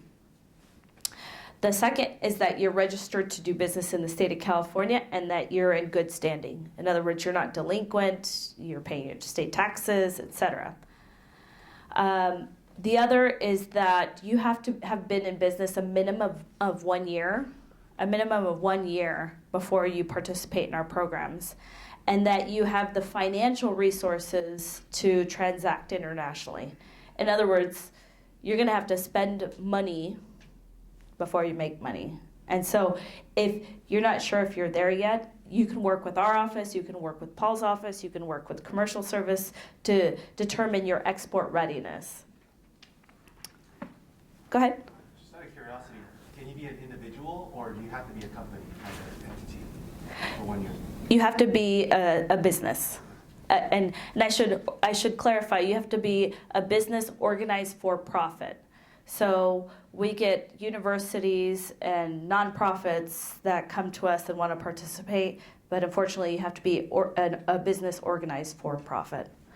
Paul? Well, historically, the state of California used to have the California pavilions because I was involved with them. It's a great program. If you can marry that along with what's going on with the federal government at the same time, see how it all comes together? Maximize and leverage your dollars. And if you can go to a trade show for $3,500 plus your travel expenses and be able to pitch to clients and have one-on-one meetings, you see where I'm going with that? You can really capitalize on the money you spend. And so the other piece that I'll mention is, and just to kind of go back to Erica and commercial services, all of our state pavilions are at trade shows. We position ourselves either within the U.S. pavilion or just outside of the U.S. pavilion so that we can leverage everything that the U.S. is doing on top of what the state is doing. So, as I mentioned, we have a number of trade shows that we identify, and I'll just name a few more. So this year we have planned, actually right now happening, we have a team in Dubai who's exhibiting at Arab Health. We have 11 companies, medtech companies, that are exhibiting with us. In March, I will be going to Cosmoprof Bologna in Bologna, Italy, and we have 22 California companies going with us exhibiting in a pavilion. And in April is when we do, in February we have another show in Singapore where we're taking 9 companies with us to exhibit at a trade show. And at each of these, we're facilitating market briefings with the Foreign Commercial Service so that you have the market intel. We're also arranging matchmaking meetings. While we're at the show, we are walking the floor and bringing interested buyers and distributors to you. And we're just leveraging all marketing opportunities to enhance visibility at trade shows, which is quite difficult and expensive for you to do on your own if you were to pay for each of these services. There was an individual that was here earlier, said she was in cosmetics. Yes. I bought a Cosmopop right away, and also they have the Javits Center in New York sometimes. And so that's one of the trade shows. Yes. So what I want to say is that we specifically target foreign trade shows. There's a lot of domestic shows here within the U.S., but you'll see that we will typically only organize state pavilions at foreign trade shows. And that's because this program specifically is targeting foreign sales. And what we've found when we do domestic activities is that we get a lot of domestic sales. So we need to be conscious of our metrics that we have to be reported on, because that's when we go to compete for these funds every year. That's what they're going to look at. So it's tricky for us to consider domestic trade shows and why we only focus on international. But for Cosmoprof, the organization that we're working with is the California Trade Alliance, if you're familiar with them or not. Happy to connect you. We're doing a state pavilion with them in Bologna, but I understand that they are doing something on their own in Dubai later on this year. So just an example. So we have, at the beginning of each year, we identify the trade shows that we will participate in. And so what we've found is that companies come to us and they tell us, none of your trade shows are of interest to me, or your trade shows conflict with the existing plans that I already have, or it's not in my cards to travel internationally because we didn't budget for it. So because of all those things, we've tried to figure out a way to service those companies. And so we created what we call the ICEP or ICEP program, which stands for the Individual Company Export Promotion Program. So it's a sub-program of STEP. And this is the reimbursement stipend program that I opened up with. So this program allows you to recover up to $3,000 in export promotion costs. So it gives you the chance to say, hey, I don't like your trade show list. I want to go to this trade show, and this is why. And this is who I'm working with to help me facilitate my participation. So $3,000 is super easy to eat up when you're going to a trade show. But that's not the only thing. As I mentioned earlier, Erica talked about all of their services. You can apply to recover costs that you pay to the commercial service. Or let's say I've used them already. How else can this program help me? So this is what Paul was saying, is if you need to internationalize your website, if you need to translate marketing materials, if you've already got meetings set up and are going, and you need to ship samples for meetings, you can recover costs for that under this program. Go ahead. So do the trade shows have to be certified by the U.S. No. Thank you. Yeah. Go ahead. Virtual trade shows, you're counting those as domestic, or are you guys looking at those? So I won't contradict myself, but I'm going to contradict myself. So there are special trade shows, mostly in the defense industry. that only occur here domestically. And those shows attract a large international audience. So we will consider those if it's depending upon the industry and if there's a challenge with the number of offerings that you have in foreign markets. Now with online, we can discuss it. To be honest, we haven't had anybody apply for reimbursement on those. But what we would look at is who's the audience. Is it predominantly domestic attendees and participants, or is there a significant number of international attendees?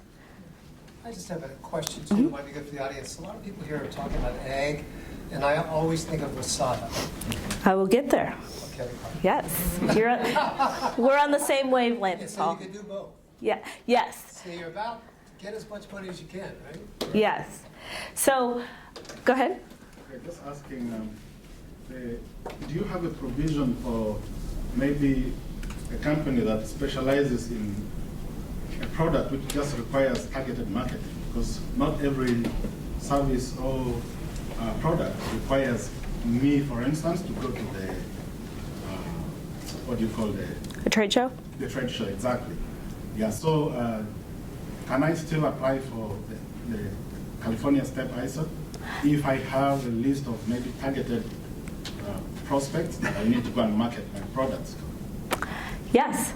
Yeah. So, again, it depends on the marketing expense and what you're doing to facilitate those engagements. But yes, you can. After the fact, though, right? I mean, So you would apply in advance of your planned activity, execute your activity, and then get reimbursed by our program.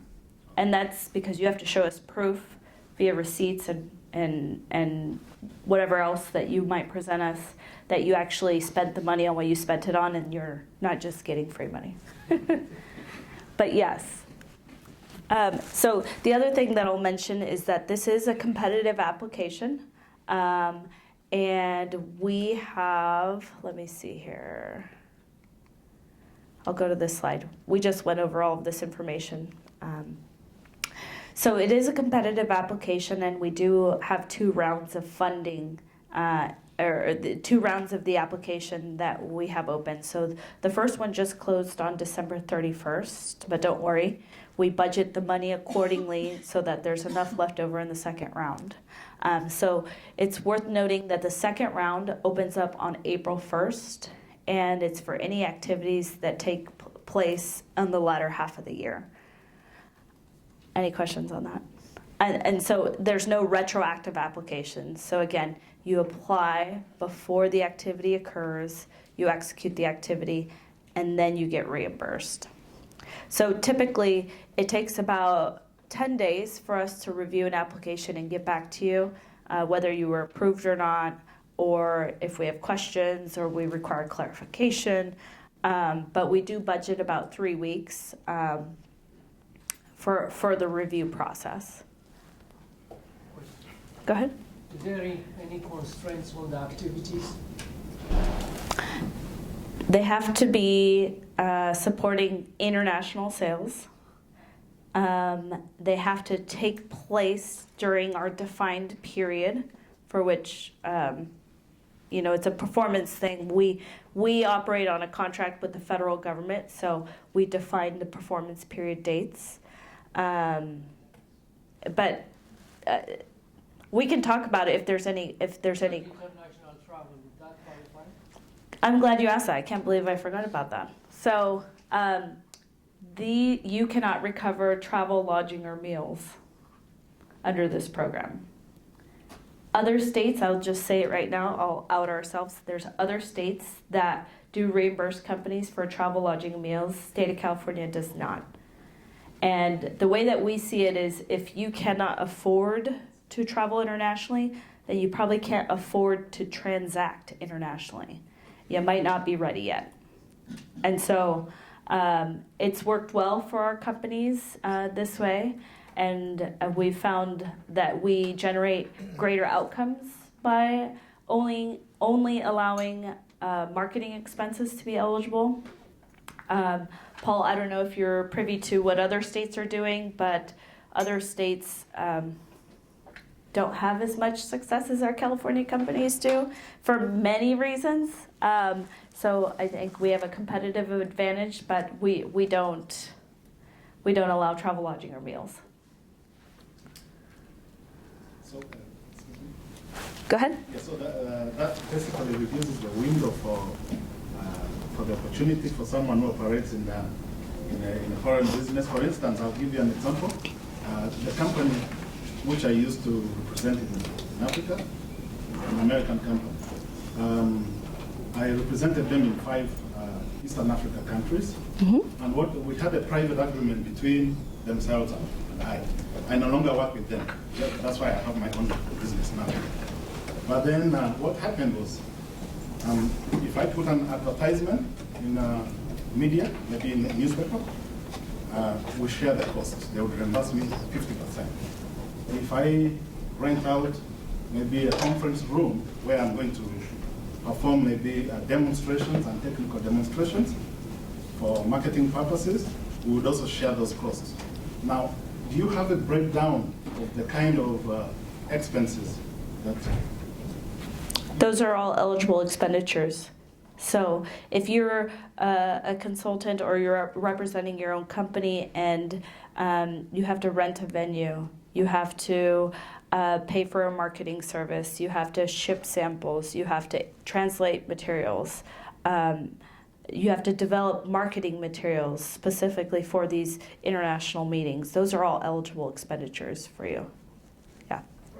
So we have a website that spells that there's a guide on this reimbursement stipend that spells out all the eligible expenditures, timeframes, and it walks you through the process so that you understand once you submit what happens next. And I think it's on my next slide. So it's californiaexport.org. And on the home page, you'll see a link on the home menu that says ICEP. And that will tell you everything that you need to know about this program. But when in doubt, my contact information, although it's very small, you guys can always reach out to me and ask specific questions. If you're not clear before you go through the application process, whether it would be eligible or not. So any other questions on the STEP program or the ICEP program? Go ahead. I think the message is, if you don't apply, the money will be gone. Yes. Yes. I think when you snooze, you don't have that opportunity. Yes. So if you have a thought, a desire, apply. Yes. If not, you'll apply and they go, well, it's closed. Yes. Question? I got a question for you. If you previously participated on any other program from your department, will that disqualify you to apply again for something that involves the... That's an excellent question. So within the STEP program, we allow companies to participate up to twice in any of our activities. Fine print. You can do one trade show that we organize and one reimbursement, or you can do 2 of our trade shows, but you cannot do 2 reimbursements. So does that make sense? Okay. And then we are encouraged by the U.S. Small Business Administration to support companies, introduce new companies into our pipeline year after year. So let's say you applied and received a reimbursement stipend this year. Next year, you still can.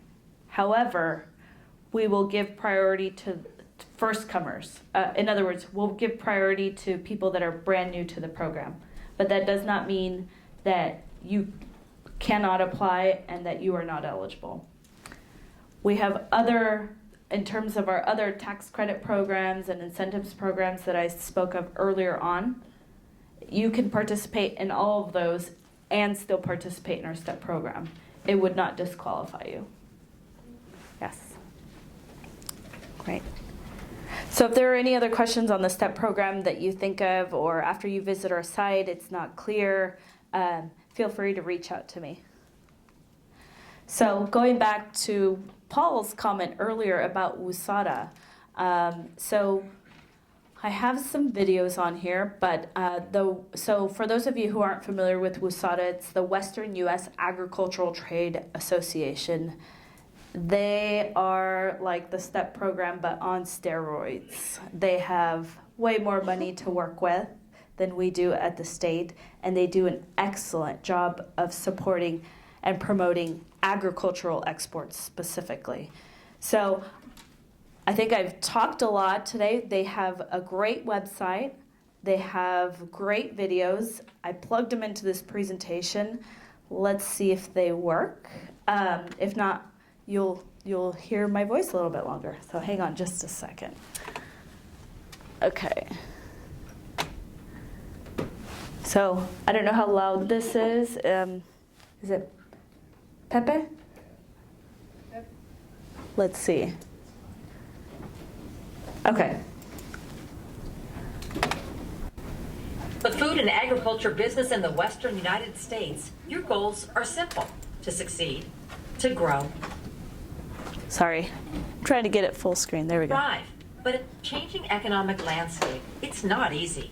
In order to truly meet your goals, you need to reach out, broaden your horizons, look at new markets.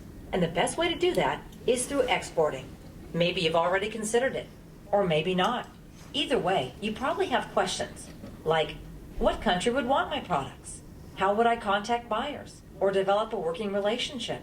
And what about things like packaging, competition, international laws and requirements, language barriers? At first blush, it can seem a little overwhelming, but you're not in it alone. In fact, there's an organization specifically designed to make the exporting process simple, straightforward, and affordable, to help you gain new business overseas and, in the end, make you more profitable.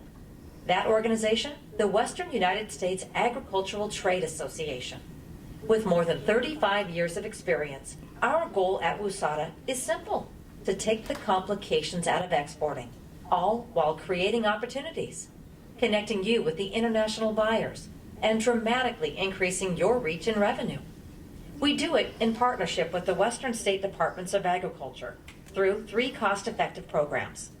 With Fund Match, we provide 50% cost reimbursement on eligible international marketing expenses, increasing your reach while stretching your dollars further. In fact, participants regularly see an ROI of more than 200 to 1 or greater. Global Connect provides companies the opportunity to participate in international trade activities, all totally turnkey and designed for a maximum return. We help connect you with buyers, give you in-country market intelligence, even provide interpreter assistance, all for a minimal cost. And with education resources like market trend webinars and program seminars, we provide valuable market research and timely market insights, keeping you in the know while driving your long-term success. Whether you participate in one of these programs or all 3, you'll start to see the results right away. At WUSADA, we do more than make a promise. We make a difference. You can see it in our results. On average, our participants have reported nearly $1 billion in total export sales yearly. Exporting made easy, made affordable, made profitable. The Western United States Agricultural Trade Association. We can make the world your customer. Exporting is a new way to help you succeed, grow, and thrive. Contact us today to find out exactly how you could benefit from our programs. Sign up for our newsletter to learn more. Like the message? Be sure and share this with others in your industry. Thank you.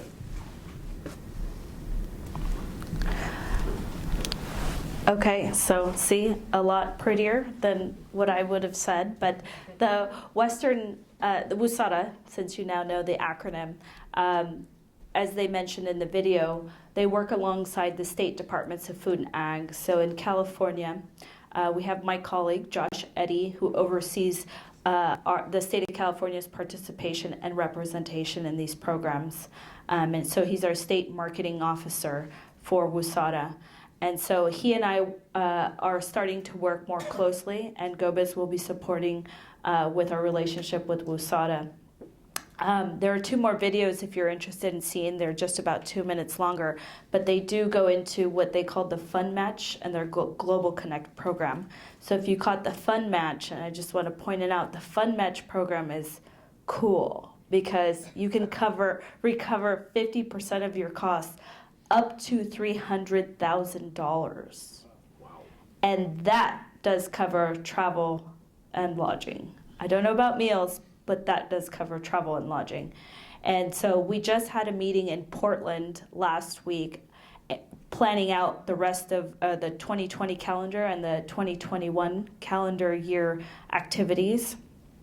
And it's my understanding that companies are not taking advantage of the entire $300,000 each year.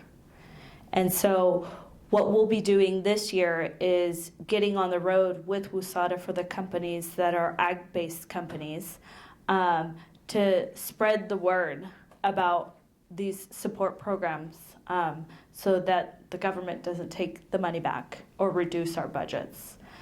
So if you're interested, I have another quick 2-minute video on the Fund Match program, and I just wanted to say that so that we could pay attention to what they're saying in the video. Not that you're not, but I just wanted to highlight that. Did you have a quick question? Yeah, does it include, is it only limited to agricultural products, or does it deal with agricultural machineries? So I believe it's anything agricultural, so products, wholesale, retail, food packaging. Seafood. I don't know about ag tech, but that's something that I can figure out for you. Yeah. So I'll go ahead and play the next video. Let's see. Let me go down here. Let's do Joe Rogan instead. Yeah? Well, it's big numbers. It's really large numbers of reimbursement. STEP aspires, right, Paul? We aspire to have those budgets. Do you have an agricultural or food product you'd like to export globally? If you're based in the Western U.S., then you should know about Fund Match, a federally funded program that provides a 50% reimbursement for eligible marketing and promotional activities done internationally. It's designed to help you successfully capitalize on new markets around the world. It doesn't require any outside assistance. You can do it on your own. In fact, completing this application and filing claims for reimbursement is easier and more valuable than you probably think. That's why WUSADA created this short message to make sure you have all the facts. Let's address some of the common questions. WUSADA is the exclusive federally appointed administrator of the program for businesses headquartered in the Western United States. Applying to and participating in Fund Match is simple by design. WUSADA's experts will guide you through the entire application process. Other than a small application and administrative fee, there are no additional costs for approved participants. You can keep your money and leverage taxpayer dollars to tap into new growth opportunities in other countries. Fund Match provides matching funds for a wide range of expenses, including trade shows, marketing materials, in-store displays, advertising, and freight charges, among other things. WUSADA connects you with informed experts who can help you navigate barriers to trade and capitalize on all of your international marketing efforts. The results are outstanding. Over the years, WUSADA has helped an average of 230 American companies each year achieve nearly $1 billion in total export sales, with a return on investment of almost 258 to 1. WUSADA and Fund Match. We can make the world your customer. Cool. And so the next video is also pretty short, and it's on their Global Connect program. And so this Global Connect program targets participation at trade shows under WUSADA-hosted pavilions. And so you'll see WUSADA at the majority of, or most of the major agricultural trade shows worldwide. And so another great opportunity for you to minimize your costs and leverage the marketing and reach that WUSADA has.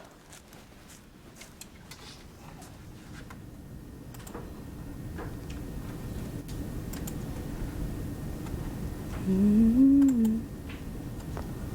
it going?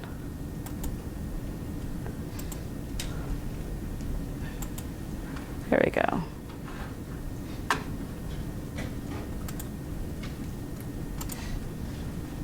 You've got a great business product and you're ready to start selling it internationally. You just need to find some buyers for your product. That's why we would like to tell you about 2 options WUSADA has to help companies meet buyers and learn about different foreign markets. Doing this on your own requires a lot of time and effort, so WUSADA, as part of its Global Connect program, is making the whole process more accessible with their inbound and outbound trade missions. These excellent opportunities eliminate some of the struggles that agribusinesses face, like expensive trips to foreign markets, learning a new culture, and setting up appointments. On an inbound mission, WUSADA sponsors a group of pre-qualified foreign buyers to visit 2 of WUSADA's 13 member states during their time in the U.S., where they will have an opportunity to meet with Western U.S. suppliers in a one-on-one format. Each supplier will be given a 6-foot table where they can set up a presentation of their product, just like at a trade show. Buyers sit down one-on-one with them for windows of 20 to 45 minutes.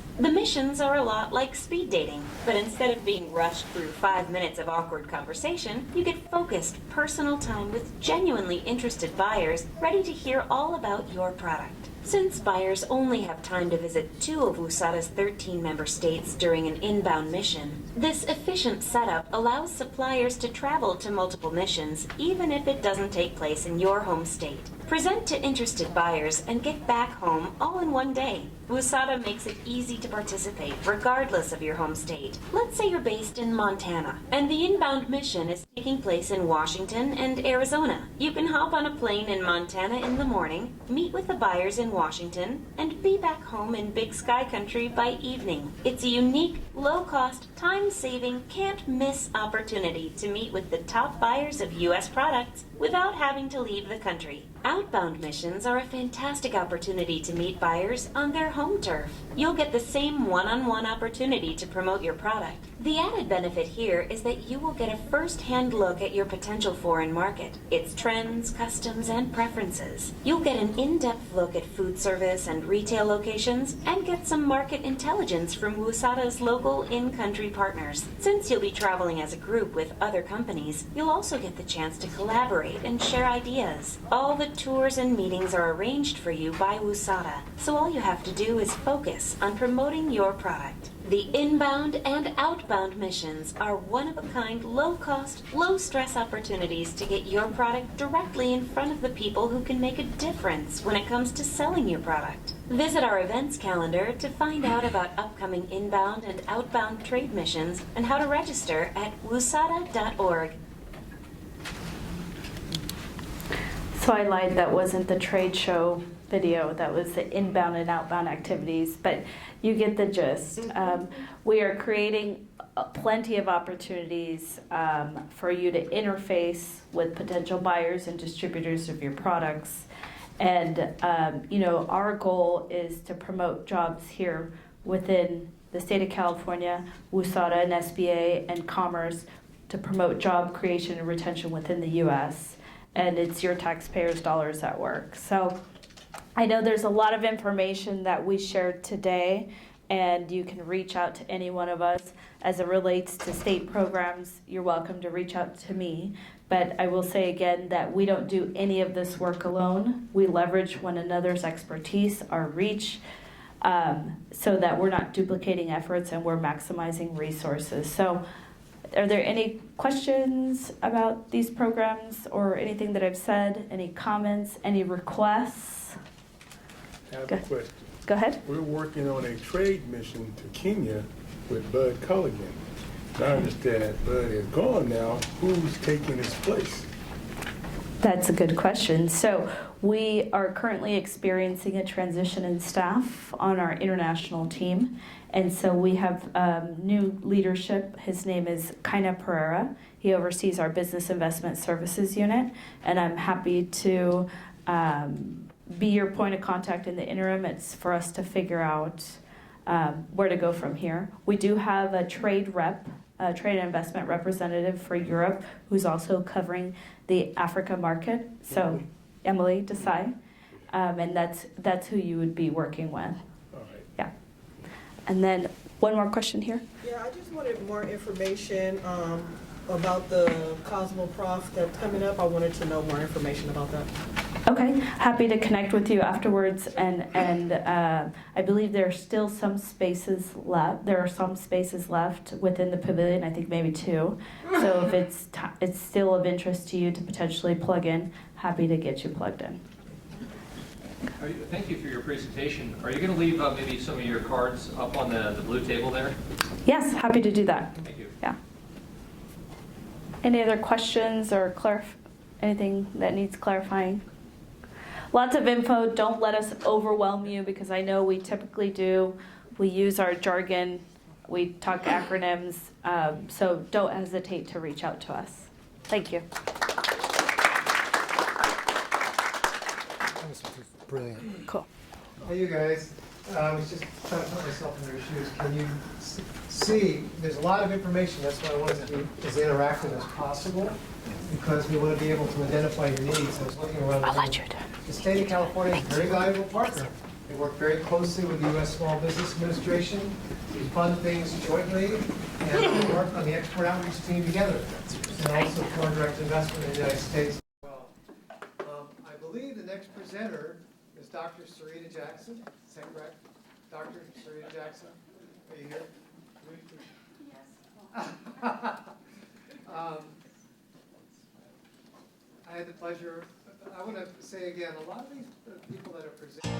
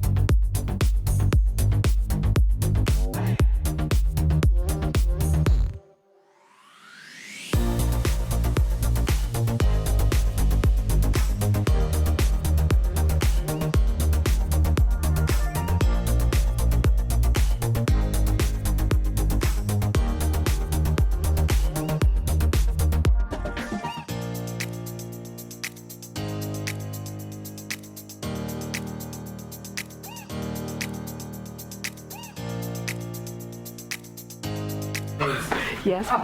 How come that's not working, by the way? This is not working? No. No? It's working. It's on my phone. Okay, thank you. Can I sit down now? Yeah. Hey, Paul. Okay. Hi, Sarita. Hi, Paul. Hi. Okay. He did not know what to do. This was a gentleman that was looking to start a business, sat in a room, just like many of you, but in Los Angeles, sat way in the back, looking to learn about the practical side of exporting a good or a service from any other country, from one country to the next. But he did not know what to do. Now, this was a gentleman who eventually started a business. I had an opportunity to work with him a few years ago. He sent me an email. Good morning, Dr. Jackson. How are you? Last year, I sat in one of your sessions or series of sessions where you talked a lot about this thing called customized market research. And during that session, on customized market research, you talked about what that research should look like, what the ingredients are, how to use that research to develop a competitive strategy. No, I did that. To develop a competitive strategy, and then what are the expected results from that research based on my working with other companies. And after that session, it's been a year now. A year had passed when he sent me this email.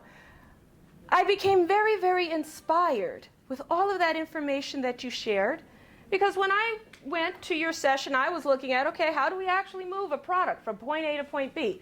I didn't think about the importance of research prior to market entry. So I got inspired, went ahead, got my colleagues, some of my friends, and we went ahead and started our business, registered our business.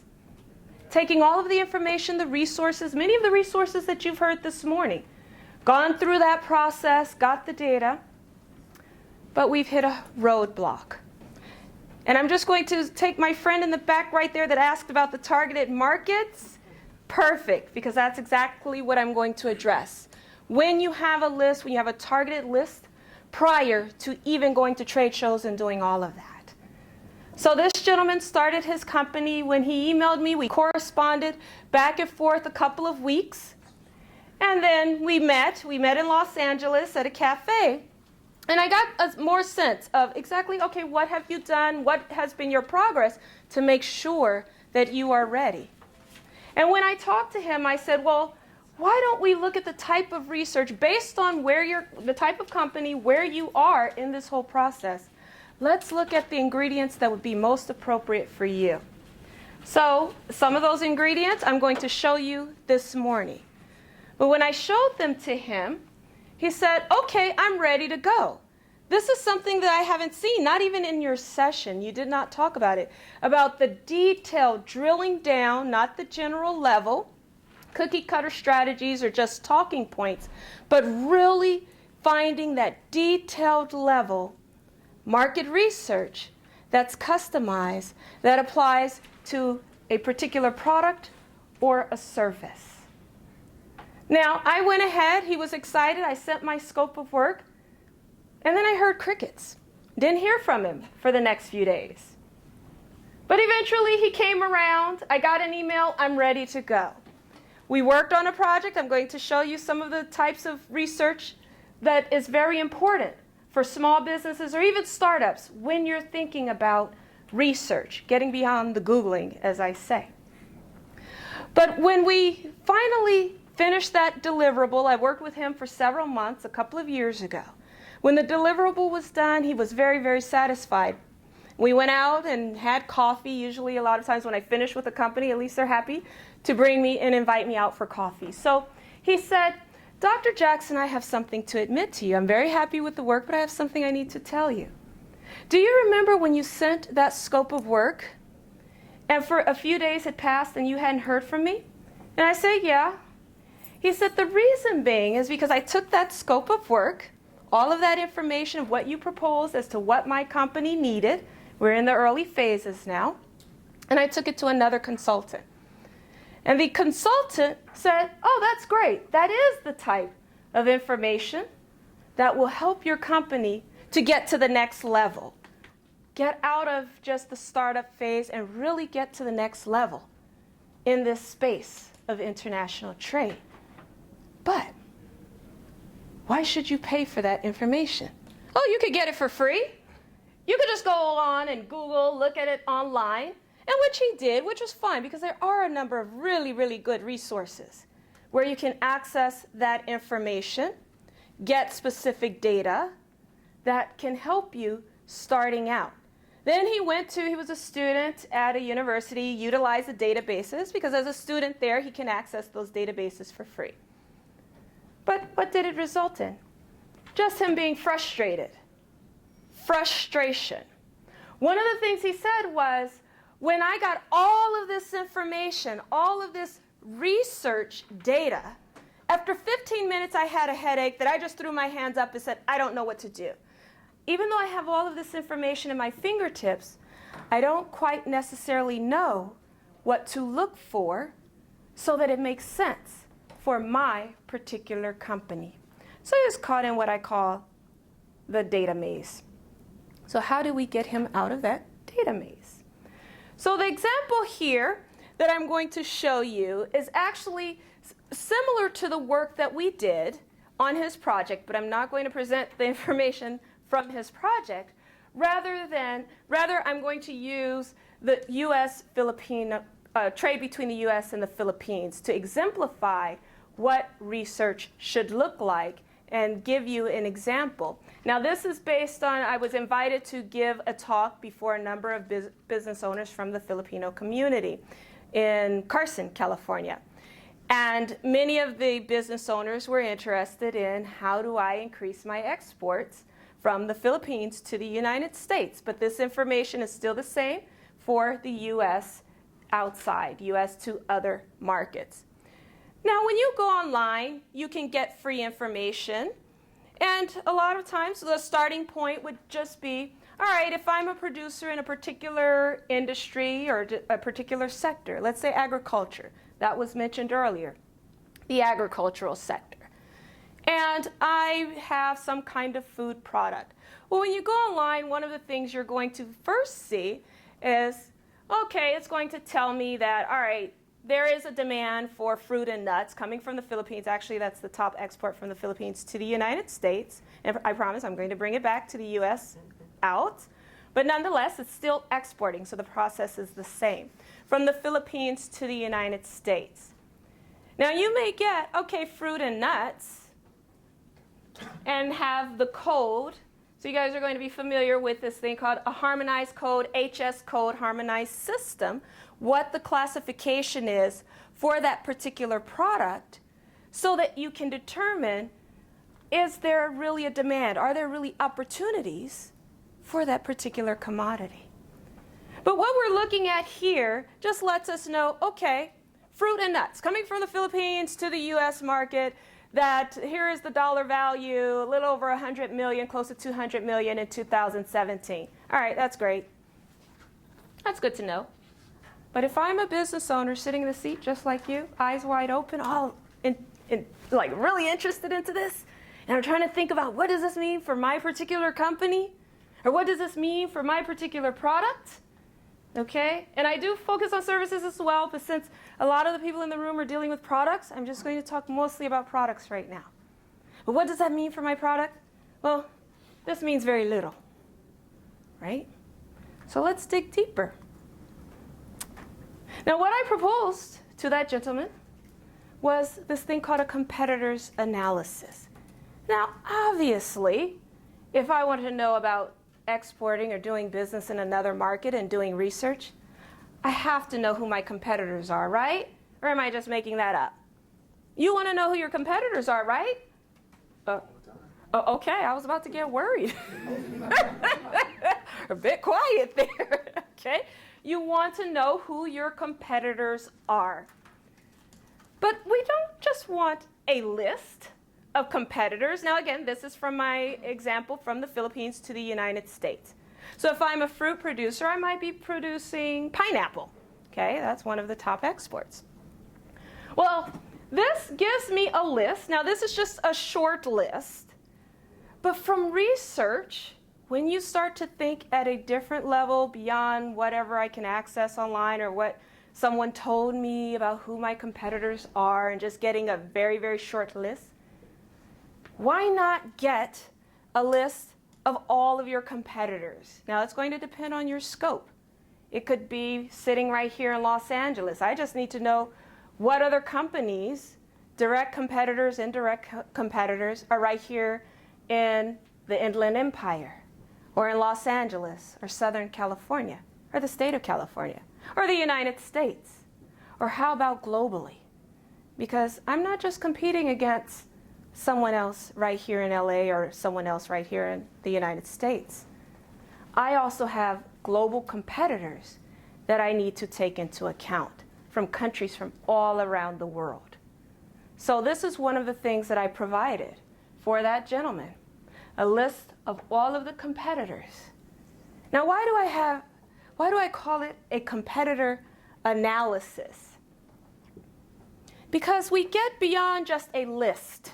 Anybody can provide a list of companies. That's the easy part. The hard part is looking at what are my competitors doing? How are they performing in that particular market? So let me just go back here. I have Dole highlighted. Dole, the fruit company. They also have a Dole Philippines. So this is an example of what we can get in terms of that analysis beyond, oh, here's a company. And a lot of times, if you access information, complementary information, it really is not going to be broken down at the firm level. It's going to be industry-wide. So if I'm looking at a conglomerate of fruit companies, then we will say, well, this is what we see in terms of the trends pertaining to this particular industry, and only what the dollar value is for a particular year. But no, this gets us digging even deeper and drilling down so that, and I like the term that my friend in the back used, to have this laser focused strategy. So as you can imagine, it saved this gentleman a lot of frustration just trying to swim in the waters of international trade. So what we're looking at here is we're taking one company, looking at its performance, and seeing how often is that company exporting, so in this case, Dole Philippines to the United States, within, over the course of a particular year. So how many shipments, how often, what particular time, what's the peak time during that year. Make sense so far? Okay? So it allows us to drill down and get beyond the generalizations. So then the next question is, all right, so I know what my competitors are doing. I have a sense of that. What's the next step to really tell the story? Use this data to tell the best story that applies to my company, my product, or my service. As well, yeah, quite naturally we want to know, all right, so who's buying from my competitors? So here we have a list of companies. So I just use the short names there, but a list of the companies that are buying from my competitors, but each competitor one by one. So at the firm level, we're looking at Dole Philippines. These are the companies that are buying from Dole Philippines. And then we can see where they're located. We have many companies right here in the state of California, in Florida, also in Puerto Rico, and Canada. So that gives us... Where did you get this information? Well... That's the secret. Exactly. Not on Google. I can tell you where I did not get it. Not on Google.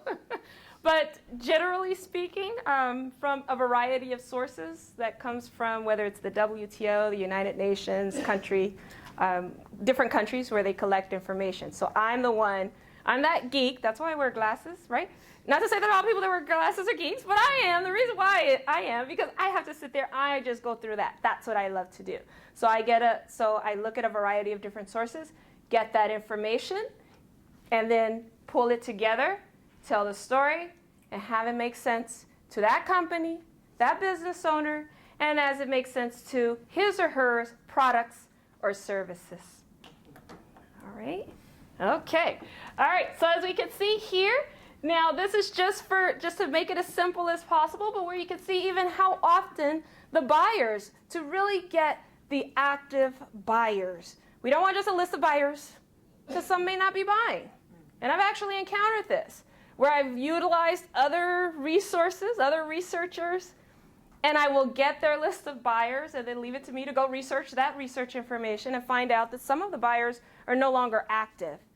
So how would you feel if I gave you that list to say, hey, these are the people you should target, go market, and then find out they're no longer even buying these products, right?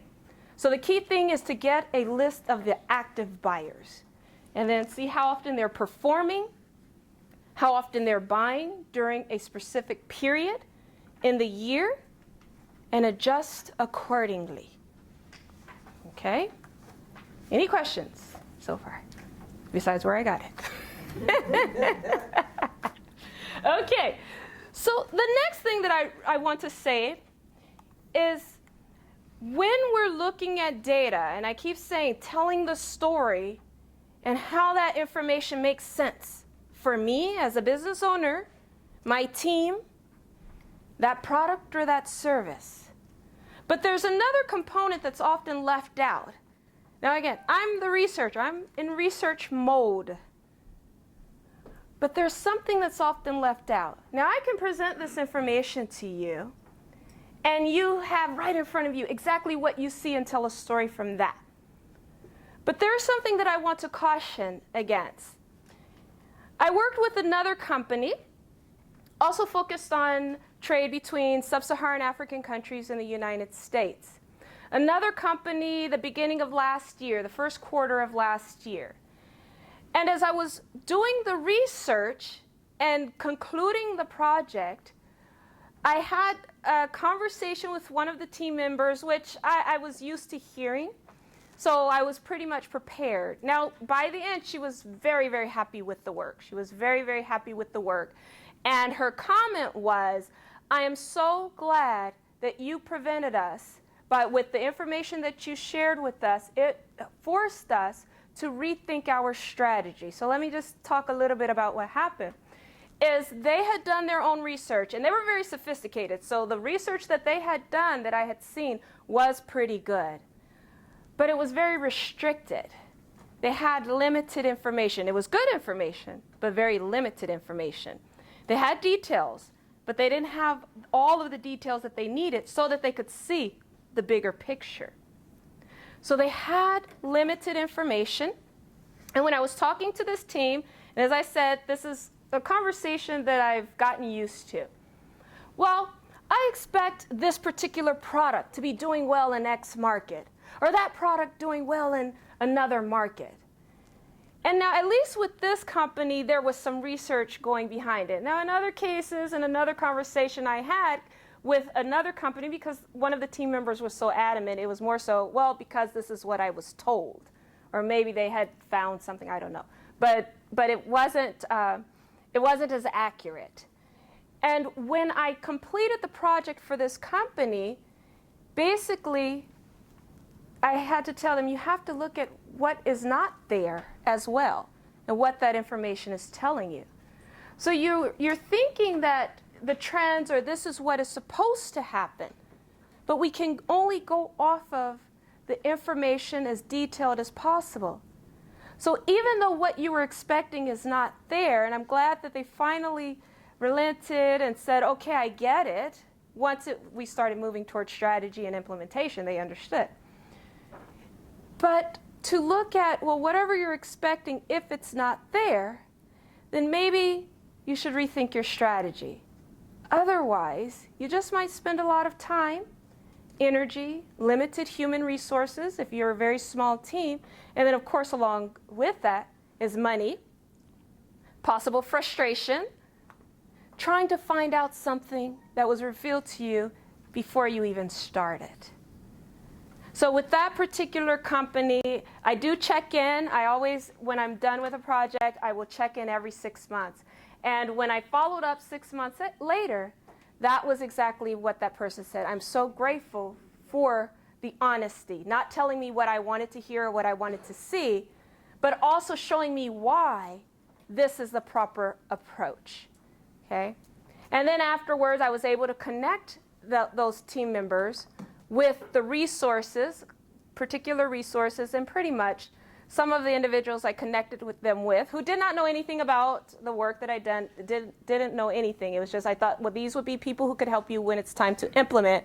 And they pretty much came to the same conclusion that the direction you were thinking about going in might not work, okay?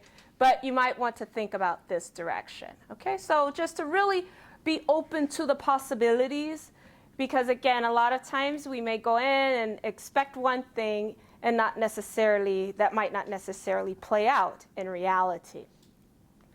All right? Now, the next thing that I look at when we talk about opportunities, there are a number of opportunities for exporters and importers, okay, when it comes to international trade for businesses. I have here trade deals and trade programs. Before I get into talking about each trade deal and trade program, let me just explain what is different about this approach when we talk about research. Now, we may hear about different program or free trade agreements, right? For example, right now, the hottest thing in terms of trade agreements, you've got the USMCA, the US-Mexico-Canada Agreement, the revised version of the North American Free Trade Agreement, or NAFTA. Now, anyone could say, well, here are opportunities because we have a trade agreement, or here are opportunities because we have a trade program. I say. Yes, okay, I've got someone. I'm preaching to the choir here. Now, when you understand these trade agreements and these trade programs, let me tell you where my background comes from. Yes, I'm Dr. Jackson. I have the academic side, both academic and practical. But when I was doing research before I got into the whole business economic side of trade, I studied trade negotiations.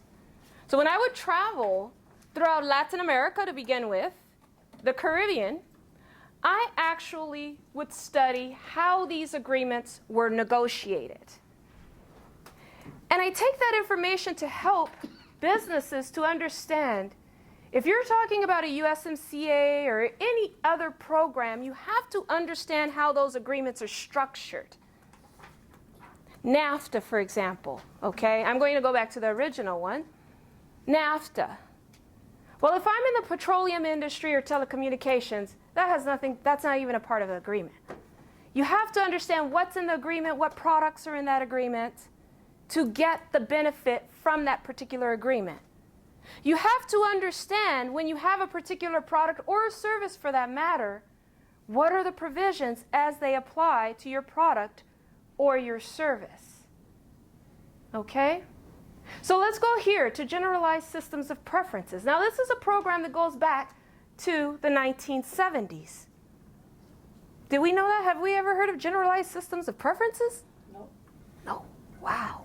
Okay, right? Sounds like affirmative action or something. Oh, well, it gives benefits It's to word salad. it gives benefits to producers in developing countries, so it gives them preferential access in that manner. But what is interesting is that a lot of companies aren't aware of these programs that existed well before even the United States signed its first trade agreement. Okay? So the program with generalized systems of preferences, now I'm just going to explain here, is really for the benefit for U.S. producers, it's really for the importers. And for the benefit, as I was saying earlier, for the exporters from the least developing countries or the developing economies. So that was a way by allowing those producers in those countries to export. Now, they have to be eligible countries. I stress eligible. Okay? You can't just say, oh, there's a developing country, I'm going to import. No, they have to be eligible countries, and you have to make sure the product is on that list to import. And you will import from those countries. So if you're importing, and I say this because there may be someone in the room who is going to import and export, okay? Because I've worked with companies like that, where they may import and then manufacture here, and then they're looking to export from the United States. But where for the importer is, well, you're able to bring that in duty-free, okay, or at a lower duty rate. So you have to understand the terms of those agreements. So that's what the generalized systems of preferences is. Now, why do I stress? Another point I want to make. Okay. Now, I like policy. Okay. I met my friend here, and the minute I said, "Ooh, policy, politics and policy." Why is policy important? Because when I started my company 7 years ago, my research firm, and I would talk to business owners about tariffs. Well, now everybody's talking about tariffs, right? Oh, it just went over their heads. I would talk about some of these programs. Oh, it just went over their heads. Oh, that's just something that they talk about over in Washington, D.C. Oh, that's just for the policy makers. And I'd say, no, it's those policies that have an impact on your company's ability to compete in another market. But it's also important to understand what's going on with the policies. For example, not too long ago, the GSP was not reauthorized. And I remember I was standing here, well, not here physically, but in a room similar to this. And I had a young lady, and I remember her vividly. She was from South America. And she was looking to start a company here in the United States. And we were talking a little bit about opportunities and strategy. Oh, she was so excited, right? She says, oh, well, I'm going to use this generalized systems of preferences. I said, wait, what? I'm supposed to be the expert, right? So she had this look as if to say, what do you mean you don't know what this is all about? So she decided to explain to me what the generalized systems of preferences was. I said, okay, that's nice. And I said, well, but still, what makes you think that you can use it? Well, because some consultant told me. I said, well, that's all nice and dandy, but the thing has been expired for a few months right now. So you really can't use it. Now, of course, it has eventually been reauthorized, so it is in effect. But at that time, I used that as an example, a teachable moment, to say this is why it's so important to continue to follow what's going on with these different policies, because they do change. Okay? Right? So the next one, going back to the two companies that I mentioned that were focused on trade between sub-Saharan Africa and the United States, this is a program, the African Growth and Opportunities Act, or AGOA. So when I looked at them, in that they were also bringing in, their team was exporting from whatever the particular sub-Saharan African country, but then they had a team here that was importing. So then we looked at the African Growth and Opportunities Act and how that applied to their particular product. And it's the same, works the same as the generalized systems of preferences, but just for the sub-Saharan African region, and eligible sub-Saharan African countries and eligible products. And it's important to keep up with that, because just the end of last year, or starting January of this year, that Cameroon at one time was eligible, no longer an AGOA eligible country. So it's very important to keep up with exactly what's going on with these different programs. And then lastly, the free trade agreements. Now the free trade agreements, there's a term that we use, reciprocal, okay? All that means is that the exporters on both sides. So if I'm exporting from the United States to a country with which we have a free trade agreement, then I should get preferential access to that market, and then vice versa, from that country to this market. So what else do I have to say about a free trade agreement?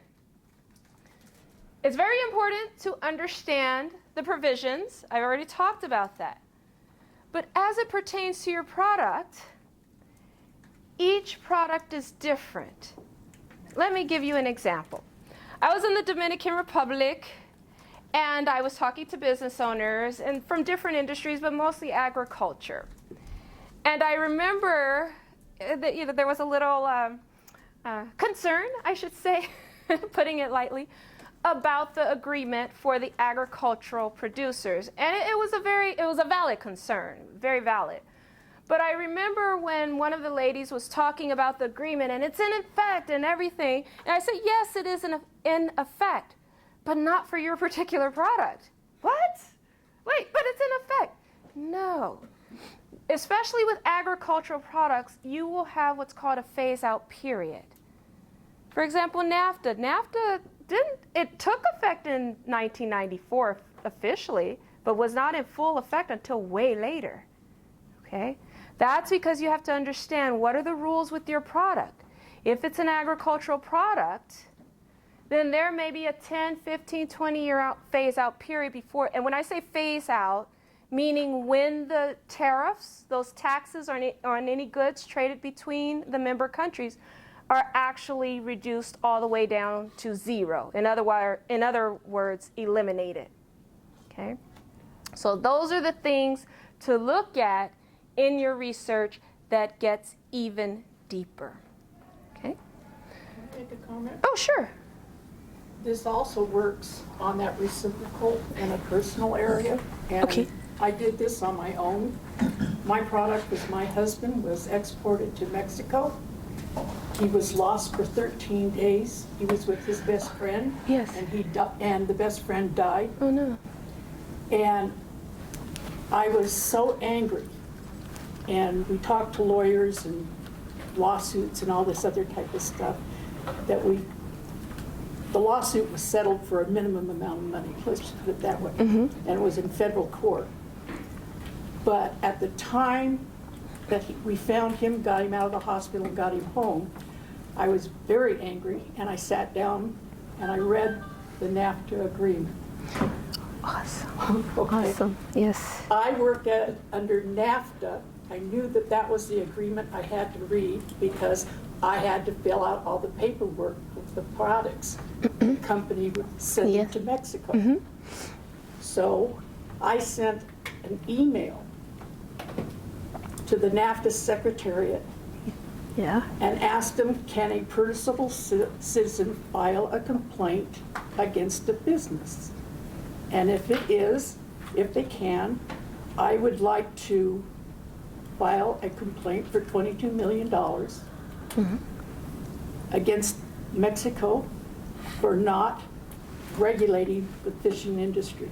And I won't get into how long it took. It took about 1.5 years, but the end of that was I got to meet Diane Feinstein, Barbara Boxer. Barbara Boxer was our representative in Mexico, and my complaint stopped the trucking. They wanted to move the trucking before the Mexican trucks were safe. Yeah. It stopped that, and took it back 2 years. Colin Powell, I got to personally smack him around. Wanted to put water out in all the deserts and everything like this because everybody was sick. But I says, but you're leaving Americans, and I have researched how many Americans have been hurt, and some of the stories out of that from their hotels is scary. And that was completely stopped. They didn't get the helicopters. They did get water in the desert, and that's it. No. And I smacked George Bush around too, and he had, and he had to limit his contact with his best friend, who was the president of Mexico. And the $22 million went to training the Navy, the Mexican navies, on how to do air research. And they also, the government also sold them PT boats. So they basically have a Coast Guard like we have now. Nice. So that's all I did was send that email. And they came back and said, yes, you can do it. Plus, I couldn't sue the person, the captain of the boat, for losing my husband and the death of Lorenzo. But he had paid the $22 million. Wow. I never got a penny out of it, but it did something. So you can do it as a personal person and just simply write the NAFTA secretary. They'll answer you. Yeah, no, thank you. Thank you for sharing that story. Yeah, because I mean, it's not, when we're talking about many of these agreements, it's not just about goods. No, it's not. It really is. I mean, yeah, in terms of people, service providers too, because I know there are a few service providers, if there's any kind of discrimination or violation of that agreement, and when I say discrimination in the sense of, oh, you're a foreign service provider, so that I'm going to put up some barriers to make it more difficult to access our market, there are rules and provisions within many of these trade agreements. So thank you so much for sharing that. One of the reasons too now why when you go past certain points in Mexico, you have to have the visa, because that was implemented right after that. Yeah, wow. Well, thanks again. Okay, and so just the next thing, just a quick story here, is that now I had another gentleman. Well, actually 2 years ago, and I remember him very well, he actually sat in one of these ETAP programs here in Riverside. He sat at the front row to learn about market research. And one of the things well, we had met a month later, and I got a chance to talk to him and just kind of see what he was trying to do. Now, he hadn't actually started his company, but just like many of you, he went through the program and completed the whole ETAP program. And when we met, I told him, well, I don't think you're quite ready just yet if you're still trying to figure out exactly what you're going to do. So many of the resources that you've heard this morning, you're going to hear in other sessions, so utilize those resources. And then also I put him in touch with other government agencies and free resources since he was based in Los Angeles, though.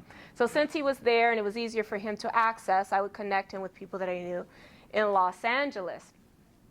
Then about almost a year after that, I thought, well, gee, I haven't heard anything from him. I'm wondering, what is he doing? How is he progressing with respect to the idea that he shared with me? So I called him up, and hey, we'll just call him Joe. Hey, Joe, how are you? And he was so excited. He recognized the number, was so excited and everything, and said, oh, you know, I've been thinking about you all this time since our last conversation, but I've just been too busy.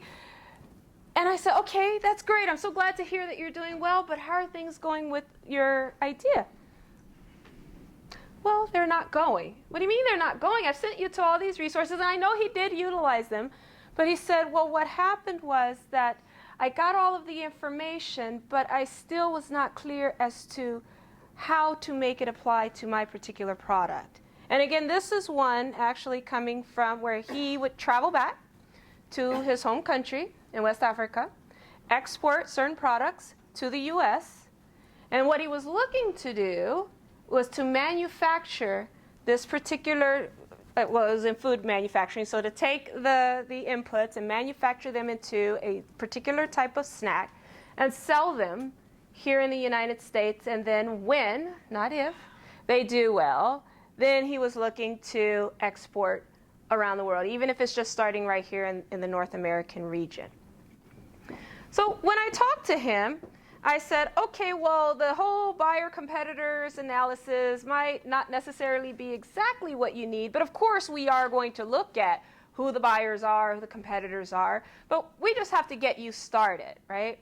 So I'm happy with the first two stories, at least with many of the companies, whether they started out with an idea when they were sitting here, they started their companies and they're making progress. Now with this gentleman, he's getting started this year. I just worked with him toward the end of last year, and we finished up, so now we're getting him going. He knows what he needs to do, but this is what we did, was to find the markets within the overseas markets. And again, that's what we're used to. All right, I need to identify the right markets. Who are the people to target? What are the demographics that I need to consider in that overseas market? And that's what I worked on with him. But what I really focused on, and the reason why it took pretty much the last quarter of last year, we had to continue to meet. And I was very excited. He really was, he gave up as much time as possible so that we could get this right from day one. And what that meant was basically meeting with me, whether we're talking on the phone or meeting in person, so that we could really do an in-depth assessment of his resources, his company, his capabilities, his team, his contacts, all of that, so that when we put together a plan that includes what he needs to know about the U.S. market, what he needs to know, well, really, actually, we started locally. We try to keep it simple. But what he needs to know about just doing business right here in California, starting to sell here in California, who's buying, what's the consumer behavior, all of that. But once we went through all of that, the strategy, okay, and with a whole timeline associated with it, that's why I said he's starting now. So I said, 2020, you're getting started. We're not waiting until 2021 and waste and lose time on another year just looking at, well, this is what information I have. We need to get going. So with that particular information, it's aligned to him. It makes sense because any company could get this cookie cutter strategy. This is what you need to do. We get it. But does that really align with your capabilities? So I was able to take that information and align it with his company, where he is in the process, so that once he starts to implement the strategy that has been laid out, it makes sense and it really is feasible for him. So that's pretty much, oh yes, So if we were translating your expertise and your recommendations into a startup company, how much are we talking about to set it up correctly based on what you recommended? So I'm sorry, what did he say? $1 million. Oh, wow. Well, not quite, but are you trying to say I need to go there? So, no, what happened, and it's not that I'm dodging the question, it really, I have to actually see what's entailed in the project, because each project will be different and the scope of the project. So, and it is the way that when I work with companies, there's a project-based fee. So you and I can talk, and I can send you information so that you could see exactly what's included in what particular type of project for the different phases, and then based on that, I'll give you a ballpark range, and then we can go from there. So have you done away with your $29.95 introductory fee?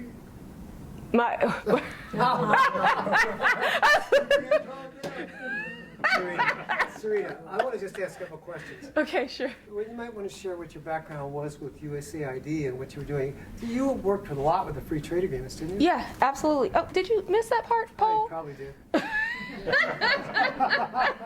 I was at $29.95. You were not paying attention. he heard the $29.95. This is very important. Yeah. Important. So, no, going back to what I was saying earlier, when I got involved with the whole trade agreements was really from the trade negotiation side.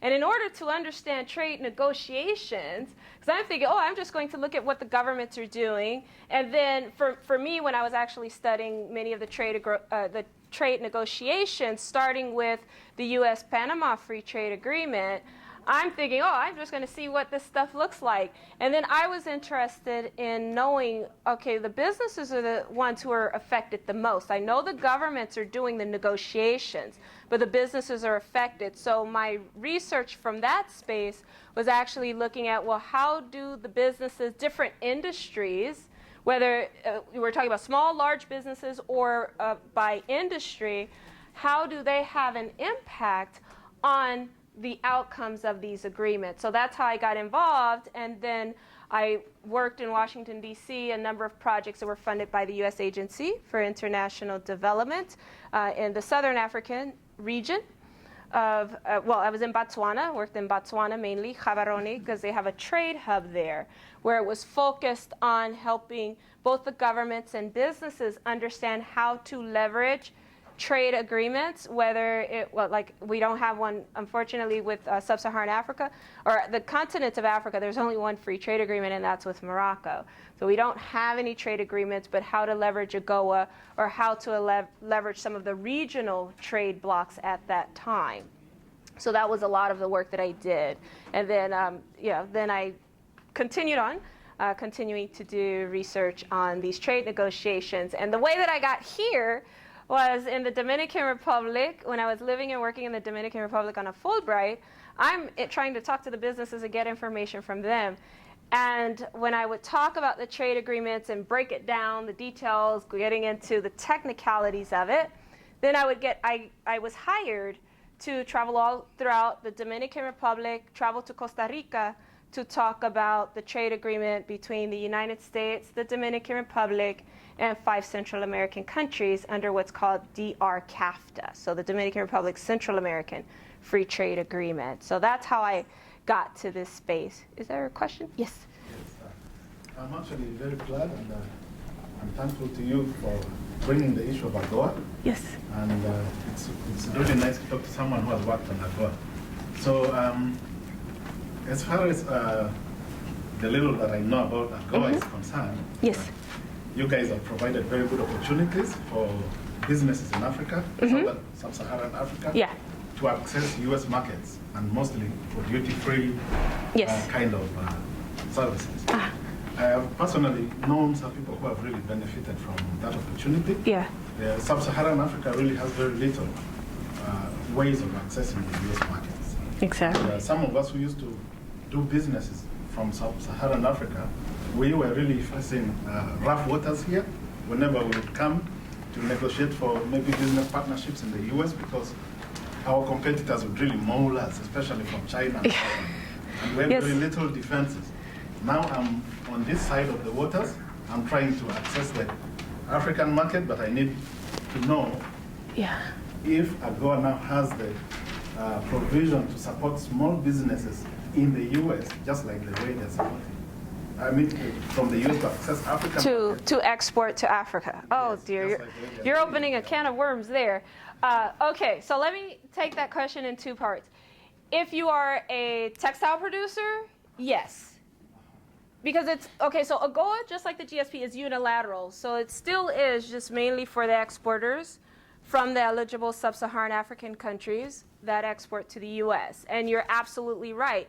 It gives them that competitive edge when you have, where you don't have to deal with the tariff rates on your product getting to the U.S. market. And AGOA, just for the rest of you, you also have to look at the time frame for AGOA because it goes, what, until 2025? Yeah, because there was a push to make sure it was reauthorized, and it was reauthorized for another 10 years. So the 10 years will be up in 2025.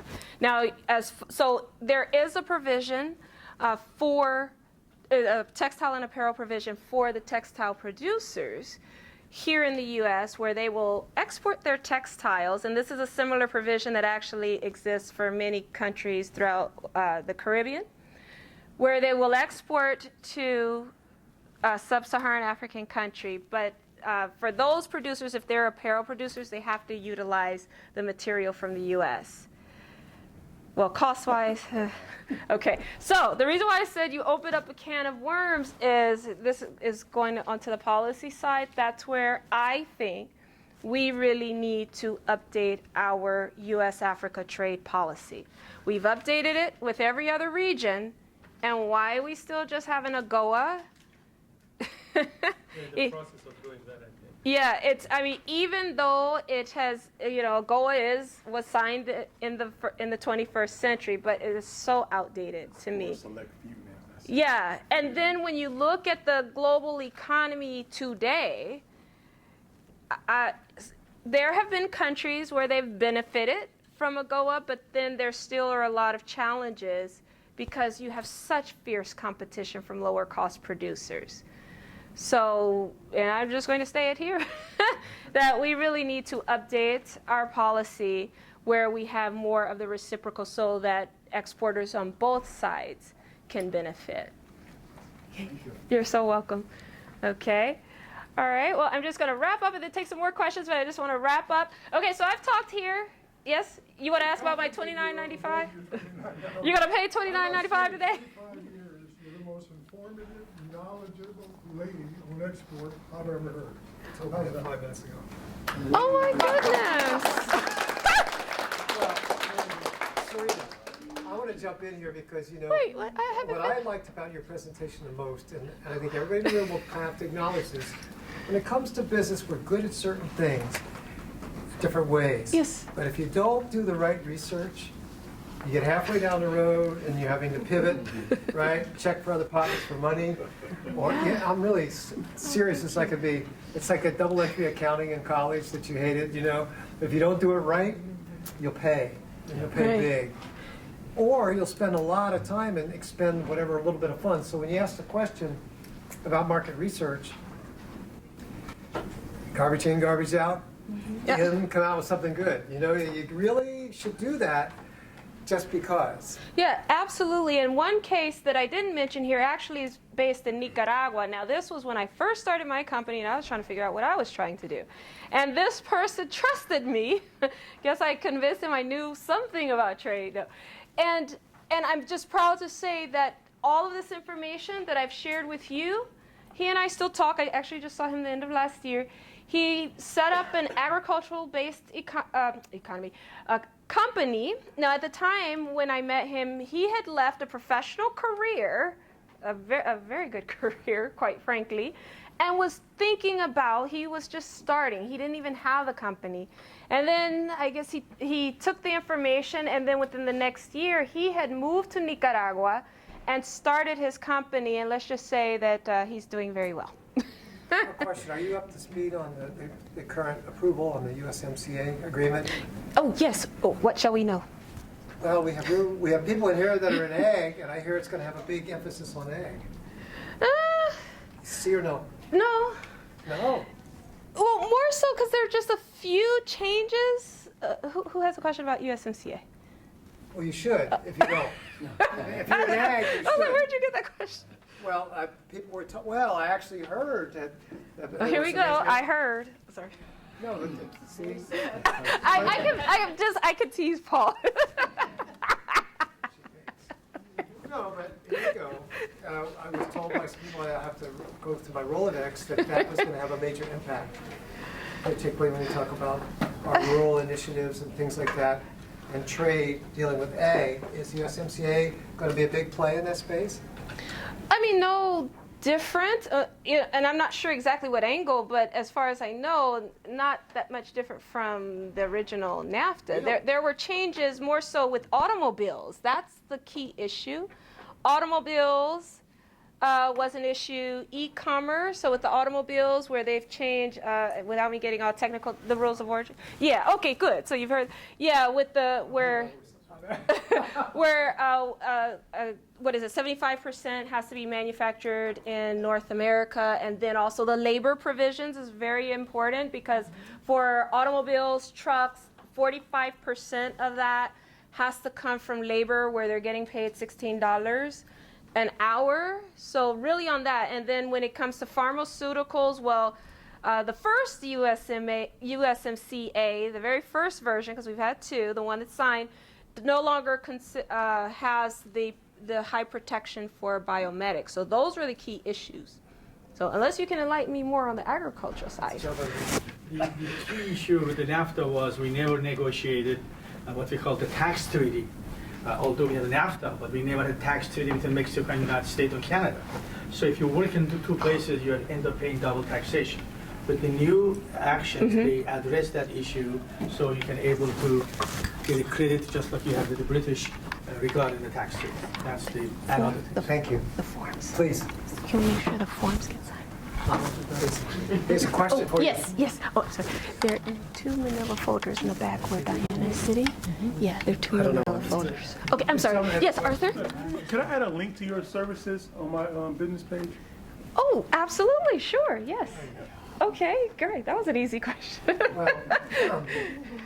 Okay, so yeah. Any other questions for Sarita while we have her here? So that's pretty much it to make sure we gain clarity in our research, and I'm glad that you enjoyed it. And Veselina's passing out. There are 2 different forms. Just I'd love your feedback, and then if you want, a consult, Okay, so just go, and if you want to meet and speak afterward, there's a form for that as well. Thank you so much. Okay, Doctor.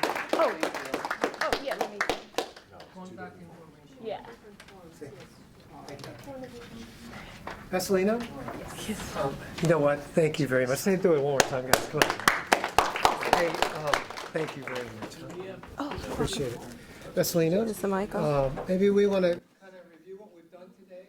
And next week, the presenters, and Dr. Sarita has helped us many times, we can kind of review who's going to be here again for next week. Can we pull that up, please? Thank you.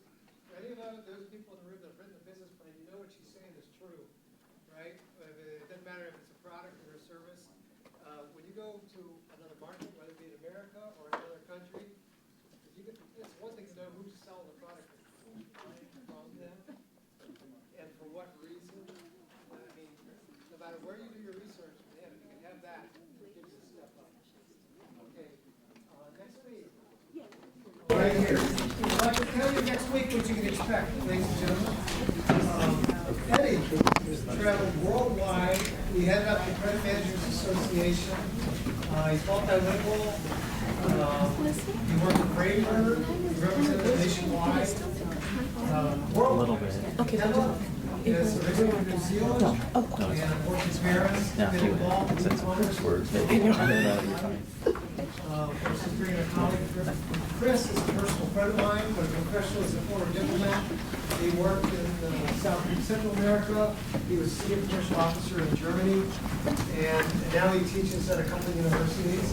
Nick, great guy, super glue, traveled the world. And now his company's been bought by Spanish corporations. He's constantly around the world marketing, and he's also a member of the District Court Council. And Mustafa, it's a joy to know. This gentleman started his business in midlife selling Turkish coffee. He's now worldwide. He's exceeded $1 million in sales, purely e-commerce. He's passed away. So thank you all for being here. Appreciate it very much.